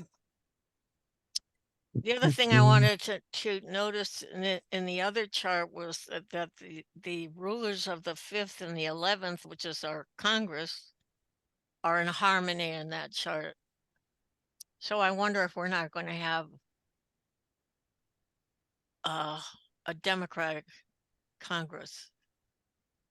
Well, that's a good question. Also with the, I think, and it's been mentioned, and I'm not a political person, but a number of the Republicans that have been kind of, I don't know how to word this, they might come out more against Trump and go more to the other side Right, because there won't be retaliation. That's why a lot of them are quiet.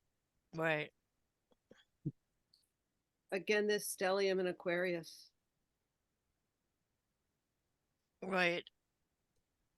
And Pluto's going to be moving over all of those.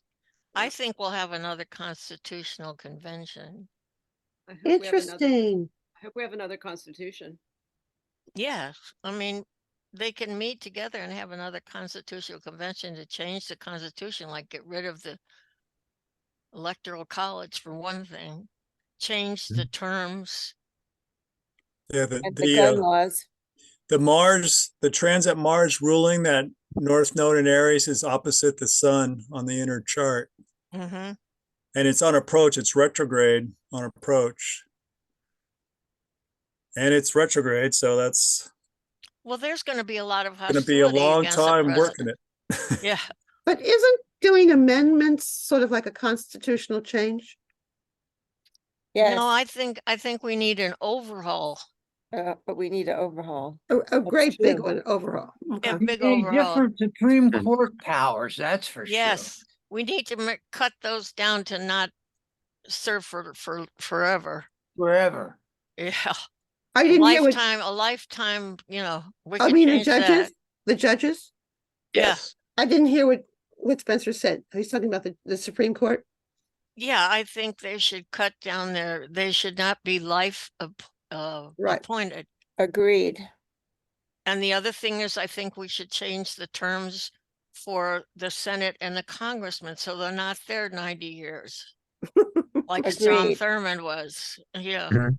Yeah. Because Only if they there's can't go, and they can't work for the military industrial complex either. right. For the devil. Yes. Exactly. Yeah, that's the And the devil. Speaker of the House. Or ethics for the Supreme Court. All those guys are on the take. Yes. Especially Clarence Thomas, that guy and his Yeah. wife, who's involved with the Trump thing. Right. The moon this day, the lead up to the election this morning, it will be returning to the 13 moon in Libra, conjunct Neptune and moon in Libra, and also then squaring, partile square Mercury in Capricorn that day, at that time. So Well, how would you like- interpret that? Go ahead. Sorry. Well, the moon is the emotions, the body, but it's the people, a matrilineage, the Right. matriarchy. We're seeing a lot of Mercury's contracts and communications. We're seeing, especially with this eclipse, which I would love to see with this tri-wheel or comparison, cutting across Mexico, the US, Canada, the 13 colonies, and all of those borders between the US and Canada. And the original people are the indigenous people, and we're seeing right of return and repatriation to those people. Contracts, Mercury, business. What I like is the fact that you've got Jupiter in the first house, which is the nation. And it's trining the midheaven. So whoever's elected, I think the people are going to be in accordance with, except for those Mars people who are dissenting. Okay, so we also see here, yeah, the node at 0 Aries. So let's look at the next one. The Mars people in Cancer, the fearful people. Yes. Okay, now I thought this was interesting. What I did was progress the Treaty of Paris chart up to for its solar return in January. Wow. And it's comparing it to the inauguration in 25. I just thought it was so interesting. Wow. How come they line up so much, don't they? Yes. Oh that's my it. goodness. It almost Pisces. looks like the same two charts. Oh my That's God. crazy. Pisces. Oh Pisces. my They're goodness. exact. The numbers are 11, exact. 15, 16, 17, 27, Venus, Saturn, It's Jupiter, unbelievable. Saturn, Venus, Neptune. Am I reading Wow. that right? Did I see that right? I get Wow. chills, goosebumps looking at this. That's It's like, insane. whoa. I'm saying, really. In the fifth house of children, joy, pleasure, fun, the arts, creativity, sex, and fun. Good. We need some fun. Right. We've had enough hell. Yeah, I think so. There's my And, take. Maybe I'm and the, projecting. right. And all of that, the fifth house stuff is trining the moon, Mars. Saturn Cancer. conjunction with Venus.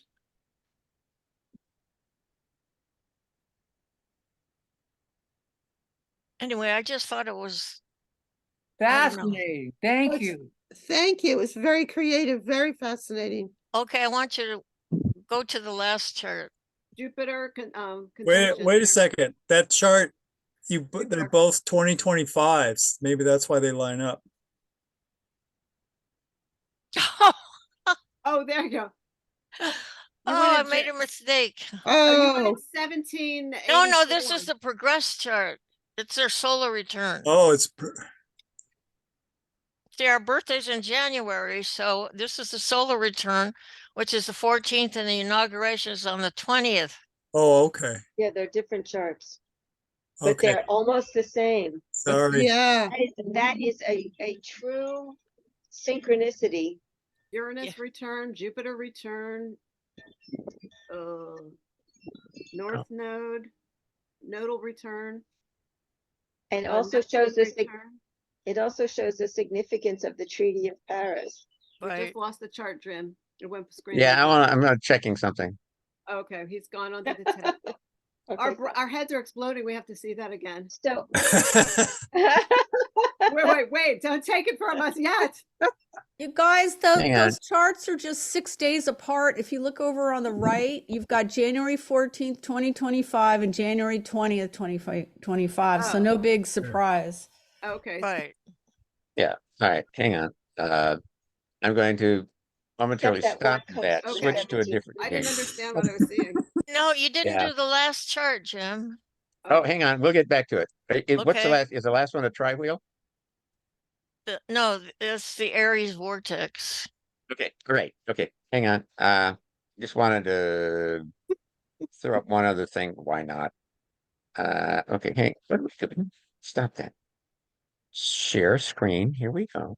Okay, so that Share last screen. chart was not a 1784 compared to a Right. 2025. Got okay. Oh, come on. That's not what I wanted. Getting Come on. museum Stop fatigue. that. Take me to where? You want one more? Okay, hang on. I'll Everybody find have it. a sip of water. Here we go. Catch your breath. Here we go. All right. Yes, I know I'm sharing the screen. Okay, so we have the birth of a nation on the inside, the progressed, secondary progressed, birth of a nation in the middle, Oh. and then the, okay, so now what we want to do though is go to 120, whoops, 25.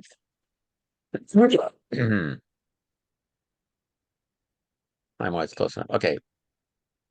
So this is progressed and transits for inauguration on January 20th of 2025. Can you use your cursor as we discussed to help people follow this? Yes. Okay, here we go. So we can see what you're talking about. This is what I'm talking about, the Uranus conjunct Chiron. Because it's already happened in the natal chart, and we've had a reawakening of all of these issues like Roe versus Wade being overturned, Hmm. etc. So a lot of these issues are being brought to the surface. Point. Women's rights, everything. Here is our little girlfriend Eris. 24 Aries, 24. Here is the sun of the treaty chart at 24 Capricorn 21 Where? Jim, you've got aspect. two exact charts again. The the middle wheel and the outer wheel are events of January 20th, 2025. Yes, but the middle wheel is the secondary progression of the natal chart, the Yeah, they're different Treaty charts. of Paris chart. It's slightly different, right? Yes. Oh, I see what you're saying. Okay. Okay. Because even though it's from 1784, looking at some 200, what is it, 216, 241 years, give or take. Yeah. Some points haven't moved a whole lot. Yeah. Oh yeah, some of them I mean, haven't moved a Sedna, lot. for example, here, Mm-hmm. her orbit's 10,500 years, something like that. Yeah, 1100. So yeah, she's going to spend a while in Aries, Pisces, or wherever she's spending a lot of time there. What does that mean, conjunct to Saturn? Oh, Well, I know. where am I? Saturn Oh, there. conjunct Sedna is patriarchy, authority, coming to kind of, it's like indigenous people being massacred, the feminine being left for dead, a woman that it has to escape her village and escape the patriarchy, the healing of the oceans. There's about 5 themes that come up, but when Saturn, I mean, that's what's coming up with those. Sorry, Mhm. kitties. Yes, this is a 200. Yeah, so it's gone. The difference between the inner ring and the middle ring is 241 days in terms of calendar time, as far as because it's a secondary progressed, Mhm. um, as a picture of the 241 years. So some things haven't moved a lot, other things have. Yeah. But notice transiting Eris, which started over here in Capricorn, uh, in close proximity to Saturn, has moved around and is now squaring the sun. So Eris in this time is actually transited through all of this, through over the Saturn, Sun, and the Aquarius, Pisces, Sedna, and is over here, getting close to her brother Mars. Do you have a highlight tool, Jim? You can highlight that. Only my, only my, Okay. only my little cursor. Okay, we're with you. X mark, well, plus marks this one. We see Uranus over here in the 12th with progressed Chiron. Here's Jupiter, transiting Jupiter, now retrograde. At 11 Gemini. Grand Air Trine Mhm. with inner wheel. Can you point Yeah. that out? Which grand air trine inner wheel? With Jupiter? Yeah. Jupiter to the Yeah. Aries to the Libra, Yeah. or Yeah. Libra for you others. Aquarius, So you have the Libra, natal Gemini. Neptune moon, and we have Mercury, Pluto, Jupiter, and transiting Jupiter. Now, because he's retrograde, this is already the second time this grand trine's been activated, and it's going to be activated for a third time. Whoa. Notice. Can we give a little in this here. interpretation of that? Because it's Jupiter, trine Jupiter, Pluto, Mercury, trine Moon, trine Neptune. That's a compound sentence right there. Yes. He wants to take a hammer at that one.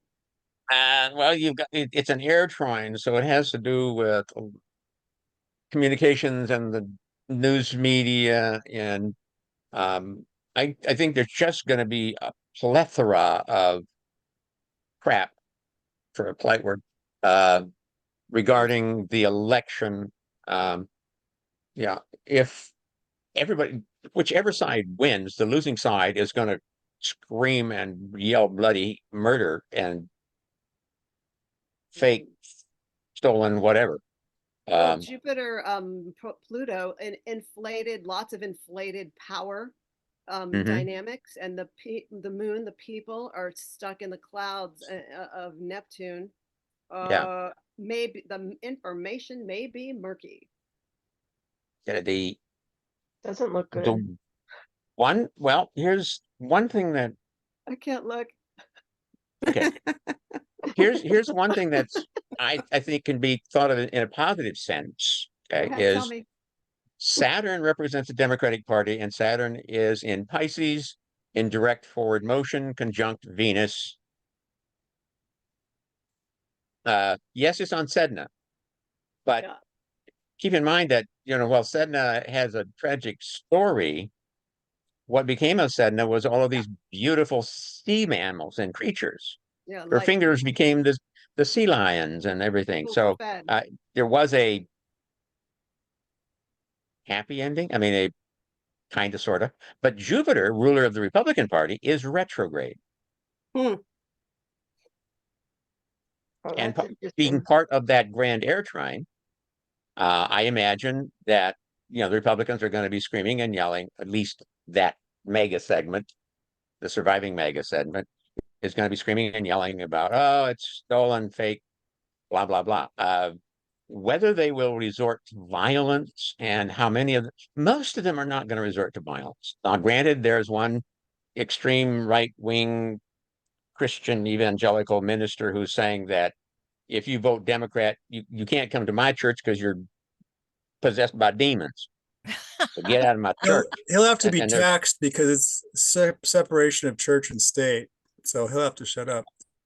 Also, Mercury, Pluto. to tie Yeah, but into who's that, gonna the sh- but who's Jupiter and gonna shut him Gemini up? is detriment. So there will be a lot of nothing talk. that's why one of the things I'm wondering about is why legal action nobody's filed legal actions against some of these churches for their political activism, because it's illegal Right. as a accepted Non-taxed, yeah. religious Right, church, right. nonprofit organization. They can't do that legally. So But being the most controlled people, they follow suit and they will vote whatever they're told. So who wants to go against them? I've heard I'll get out my shepherd staff and go against them. there is a lecture happening or presentation happening in a theater in Pasadena. It's why this woman is leaving the white evangelical church. And I thought, big enough to have a whole meeting presentation. So I don't know what's going on there.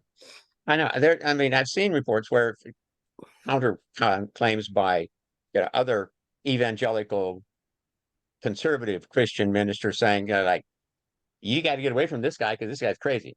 It's whack-a-mole, and they're not buying into the BS. Yes, there's a So lot I'm of thinking, dysfunction. Why from a don't you hopeful. look at the last chart, Jim? Oh, can I just say one Let's go more look thing at about her last Saturn? chart. Saturn on Sedna, there's a redemptive following up on Jim's last statement about that. Saturn coming to Sedna at 16 Pisces, a sign of transcendence. There is a transcendent moment in this story, a redemption. Even though she is murdered, then her body turns into the creatures of the sea, and the ocean provides, but only if we worship and care for the land, the earth, and the oceans. And that's significant. Yes, that's significant. There is a grand cardinal cross between Eris at 24 Aries and Mars at 24 Cancer, the moon at 20 Libra, and the sun of the treaty chart at 24 Capricorn. 27 Aries Mars. So how Canada has resolved this issue of churches is the indigenous people in the past 3 months have burned 100 Canadian churches. And it has triggered the Canadian government to start re-granting land to the Indigenous people, which is why I bring in the Sedna component. Yeah. Yeah. Oh, wow. I'm and tracking it. Fascinating. Really? The indigenous people did that? That's a 100 churches in Canada throughout the entire nation have been burned, and in what period of time? the past 6 months. Wow. So that's organization. They were Yeah. organized. That's Wow. Sedna, that's Eris, that's Mars. Saturn comes to Venus, or no, Venus would have just transited over Saturn. So that's why I'm bringing up this issue of the eclipse and land borders and how we take back power and land and rights as people. Smoke Yeah. Now signals. there's another point to add Well, to that, Katharina, is that last year it really came to light about the abusive treatment of Indigenous children that were taken Yes. from their families and The given murders. to the church The Yes. massacres. for This happened in for Ireland. indoctrination, This Yeah. happened and in ended up Ireland with the dying and Catholics. getting buried there in Yeah. unmarked graves. and That's what led to it. another thing about what Katrina said earlier about the Jupiter, Pluto, Mercury, and Aquarius being ruled by Saturn being the laborers. Yes. Another so another realm, and of course in a Moon Neptune idealistic state, that promises the power of the people. Yeah. That promises the power of the people that Cornelia was saying hasn't really happened, or the chart hasn't come into total fruition yet. But I still have hope that this is going to happen, that the people get organized so that they can take over the controlled forces of the Sun Saturn corporations. No, I Hell just yes. want you to look at the very last chart. Let's go. Here we go. I will add this tri-wheel to the slideshow. Okay. And okay, now we go back over here. Sherry Screeney, over to slideshow. Charts. Yeah. Okay, come on. Okay, this is why I said the 0 Aries is important. Because in February of 26, you're going to have a Neptune Saturn conjunction exactly on Wow. 0 Aries. And if you see that it's trine, there's a trine from Uranus to Pluto that contains it. So it's like it creates an arrow. Can you outline that with your, see this? Yeah, so here's Uranus, Pluto. Here's the arrow, right? And the 0 Aries is also the midpoint between these Uranus. So I think this is the beginning of the Aquarian age. The beginning of what? Our Aquarian age. It's something brand new. You've got Neptune and Saturn here together. Which isn't like the best combination. It is when you think about bringing water and earth together. Yeah. We have to have compassion in order to do away with the structure of Saturn that we've experienced so much in our, but the fact that it's 0 Aries means it's the beginning of a new era. To me, that's what it means. A new era, but Neptune, Saturn, the reduction of materialism. Is that what you were meaning? Yes. Okay. All right. That's a nice way of looking at it, I have to say. The dissolution of structures, patriarchal structures. The spirituality influencing rigid dogma. And it's connected to that 29 Pisces that we saw in the Constitution. From many one. The Jupiter squares the sun, and yet it trines Venus, Mercury. That's an interesting thing. Jupiter at 15. Squares the moon, trines Doesn't Venus and Mercury. Venus, Yeah. yeah, Venus. Mm-hmm. So here's Jupiter, 15 Cancer, ninth house, squaring the moon at 15 Aries and the sixth, trining Venus, Mercury, 1320 Pisces in the fourth, fifth. Mm-hmm. I said that's why it was interesting that the other chart has the North Node at 0 Aries. Yeah. And then you have this great conjunction happening in 26 on the same point. To me, that's significant. It's called an Aries vortex. That's what Ray Merriman called it. It's like all of the energies are just pointed at that 0 point. I'd like to ask one more question, though. If we have 27 Uranus, it's about to go into a point of Gemini where it's going to be squaring our precious sun. Do you guys go that far? It's 5 degrees. I forget, I have that at some point, I forget when Uranus goes over the ascendant. But when Uranus goes over the ascendant, it's going to be trine Pluto for the next 8 to 10 years. What did you say was the Aries vortex again? 0 Aries, right there. There's a Okay, you're, point. you're calling that the And Aries vortex? yes, he calls that the vortex because you see how it's all included in the Pluto Uranus is going to be important Okay. because that's the energies all coming in here. You've got all the transcendental planets coming in here. Oh, I see. It's pulling in the Aries point is pulling in the other planets into a vortex. Gotcha. Gotcha. Right. Like a Here's a funnel. yes, wave. Go. No, I'm good. Anyway, I thought I'd show that because it seems to me that indicates entering a new era. It does. Now, here's something that I noticed that is consistent with what you just said, Cornelia. The only planet that's not part of this containment is Jupiter. Mm-hmm.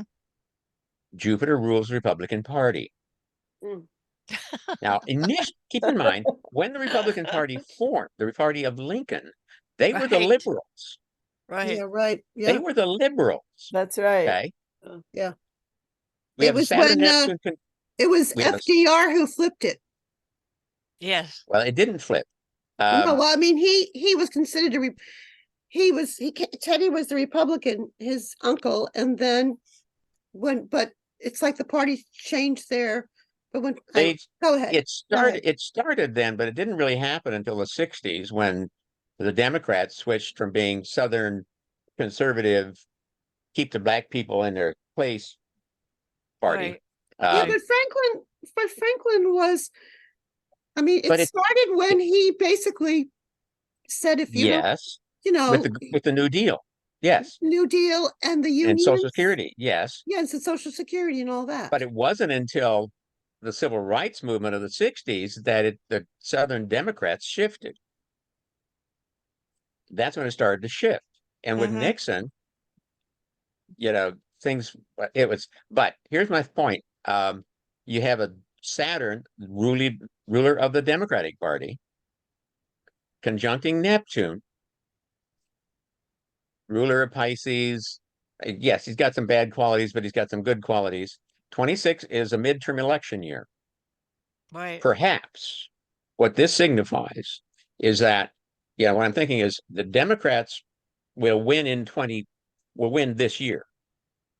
But in 26, the mega Make America Great Again movement, that ultra conservative conglomeration of idiots will collapse and take the Republican Party to some extent with it, such that by 26, the Democrats may have a majority of everything. House, Senate, and they might big seat. Just a thought. No. But then again, that's my optimistic. Really, I hope something like that would happen for a while. Right. But, yeah. And then maybe something will get done.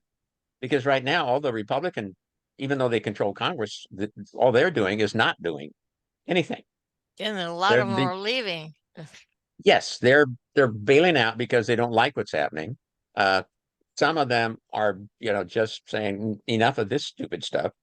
And Right. some of those, yeah, but there are a few of those who, when with the January 6th riot spoke out against Trump, who have since changed their tune now, and of course are, hail the Trump, you know. So Okay, I just wanted to say one thing before we go. The title of the book is actually An Astrological Journey of the United States. It's a birth, I call it a birth of the nation, but it's a new birth chart. It's being published by AFA. We're about halfway through formatting it and working with the lady who's doing all of that, and they're very excited about the book. They can't wait to see it's in print. That's what they told me. okay, Oh, I can't wait either. congratulations, Cornelia. Congratulations. Thank you. Thank you so much, Cornelia. That was fantastic. It really was. Well, I Really, just wanted to hear your opinions because I respect you so much. Well, thank you Thank for you. inviting us to do so, Cornelia. Yeah, thank you. Now here's some upcoming things. Okay, so we've kind of decided that we're going to do May 5th, Sunday before the first Sunday, the Sunday before Mother's Day. We're going to talk about Labor Day and the labor movement around the world because that's kind of celebrated around. That's what May Day is about. So we're going to talk about May Day, Cinco de Mayo, and the labor movement. What is it? Labor Day in Beltane and the labor movement and ways to find the mother in your chart when you don't know. How many of you were? And I think the technique is called turning the wheel. Is any Cornelia is nodding like you're familiar with the term, right? Well, I do that sometimes, like when I like this chart I put up, I regressed, and Uranus is right on the 7 degrees Gemini on July 4th. Right. And maybe I'm using the wrong term, but the technique, and I remember running across it a couple of decades or more ago when I was still kind of learning and becoming comfortable doing this, where if you didn't really know have any particular specific information about the mother, what you could do is take the person's natal chart and simply literally turn it, placing the fourth house on the ascendant to reflect the chart of the mother. Mm-hmm. Is that called turning the wheel, or is it something else? You remember? I don't know. That's spinning the wheel, turning the wheel, derivative houses, all kinds of Thank stuff. you. Derivative. That's what. Maybe that's the term I'm thinking of. Okay. Yeah. To your calculus there, James. Yep.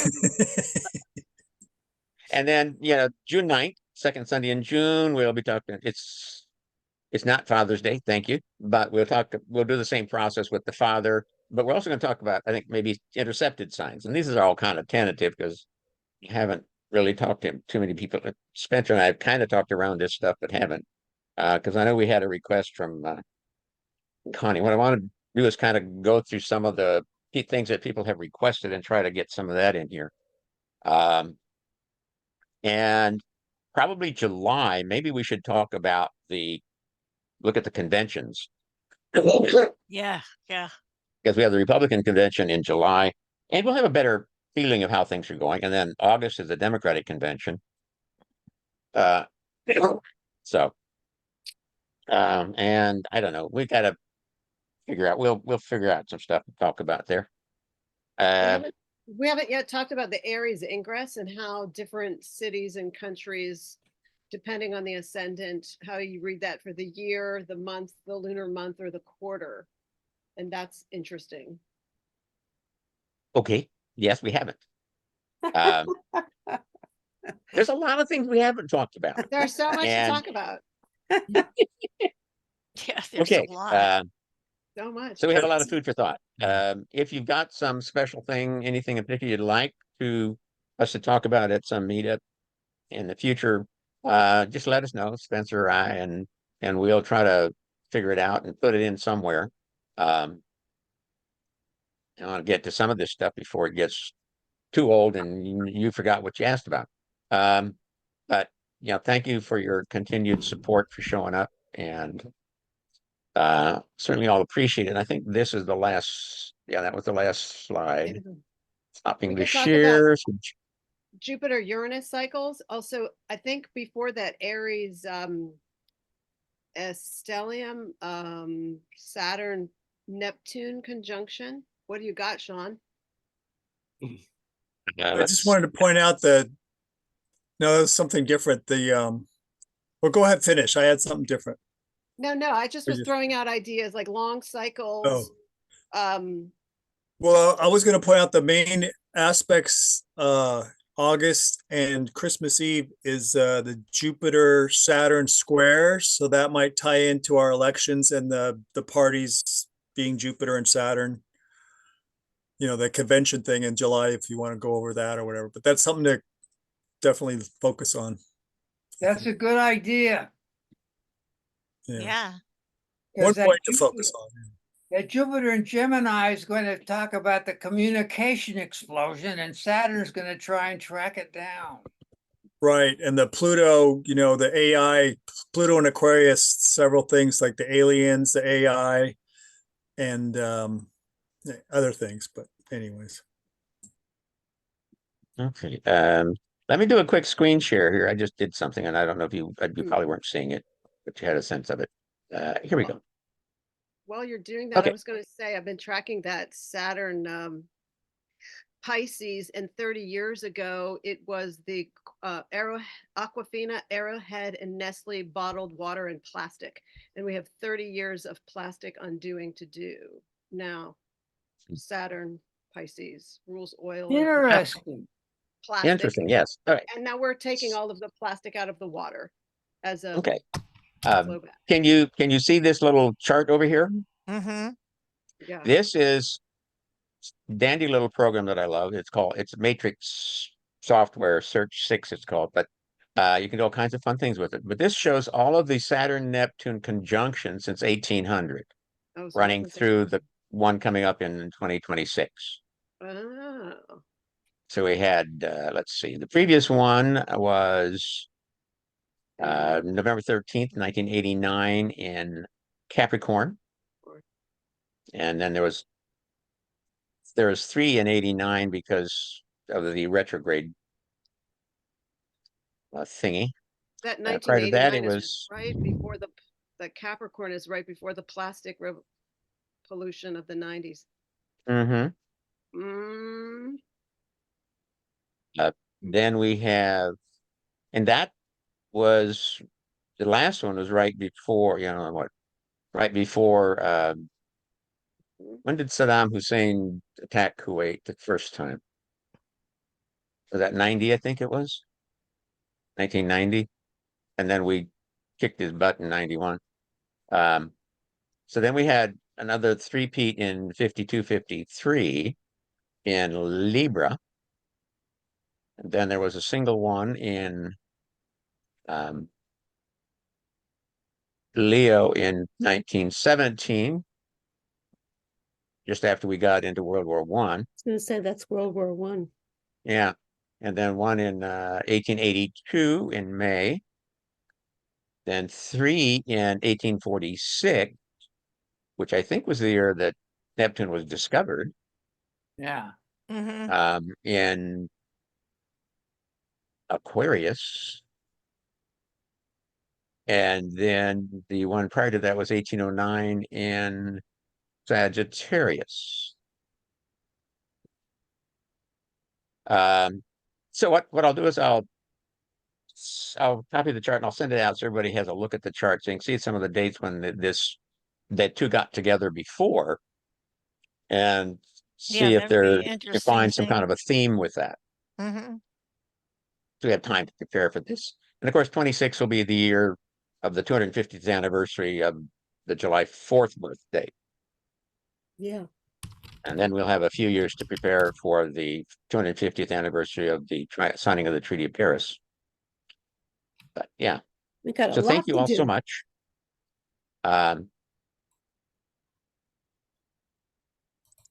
Okay, I'm going to stop sharing the screen. Oh, well, that's lucky. Lucky 13. Great. 13 moons in a month. And a year, I mean. Okay, well, thank you all for your patience. You did a lot of Thank work. you, Lisa. guys. Thank You you, do a For lot of showing up. work. Thank Cornelia, you. Thank you, thank you so Spencer. much. Thank you, everybody. Thank you. you for Cornelia. Sean, Nancy. Thank Nice you. to meet you New all. people Thank old you. from showing up again. Dominique, Cornelia, when you're ready, let us know if you want to do something for the group. I'm going to stop the recording now. Didn't we talk about, oh, you there? Yeah, right here. Didn't we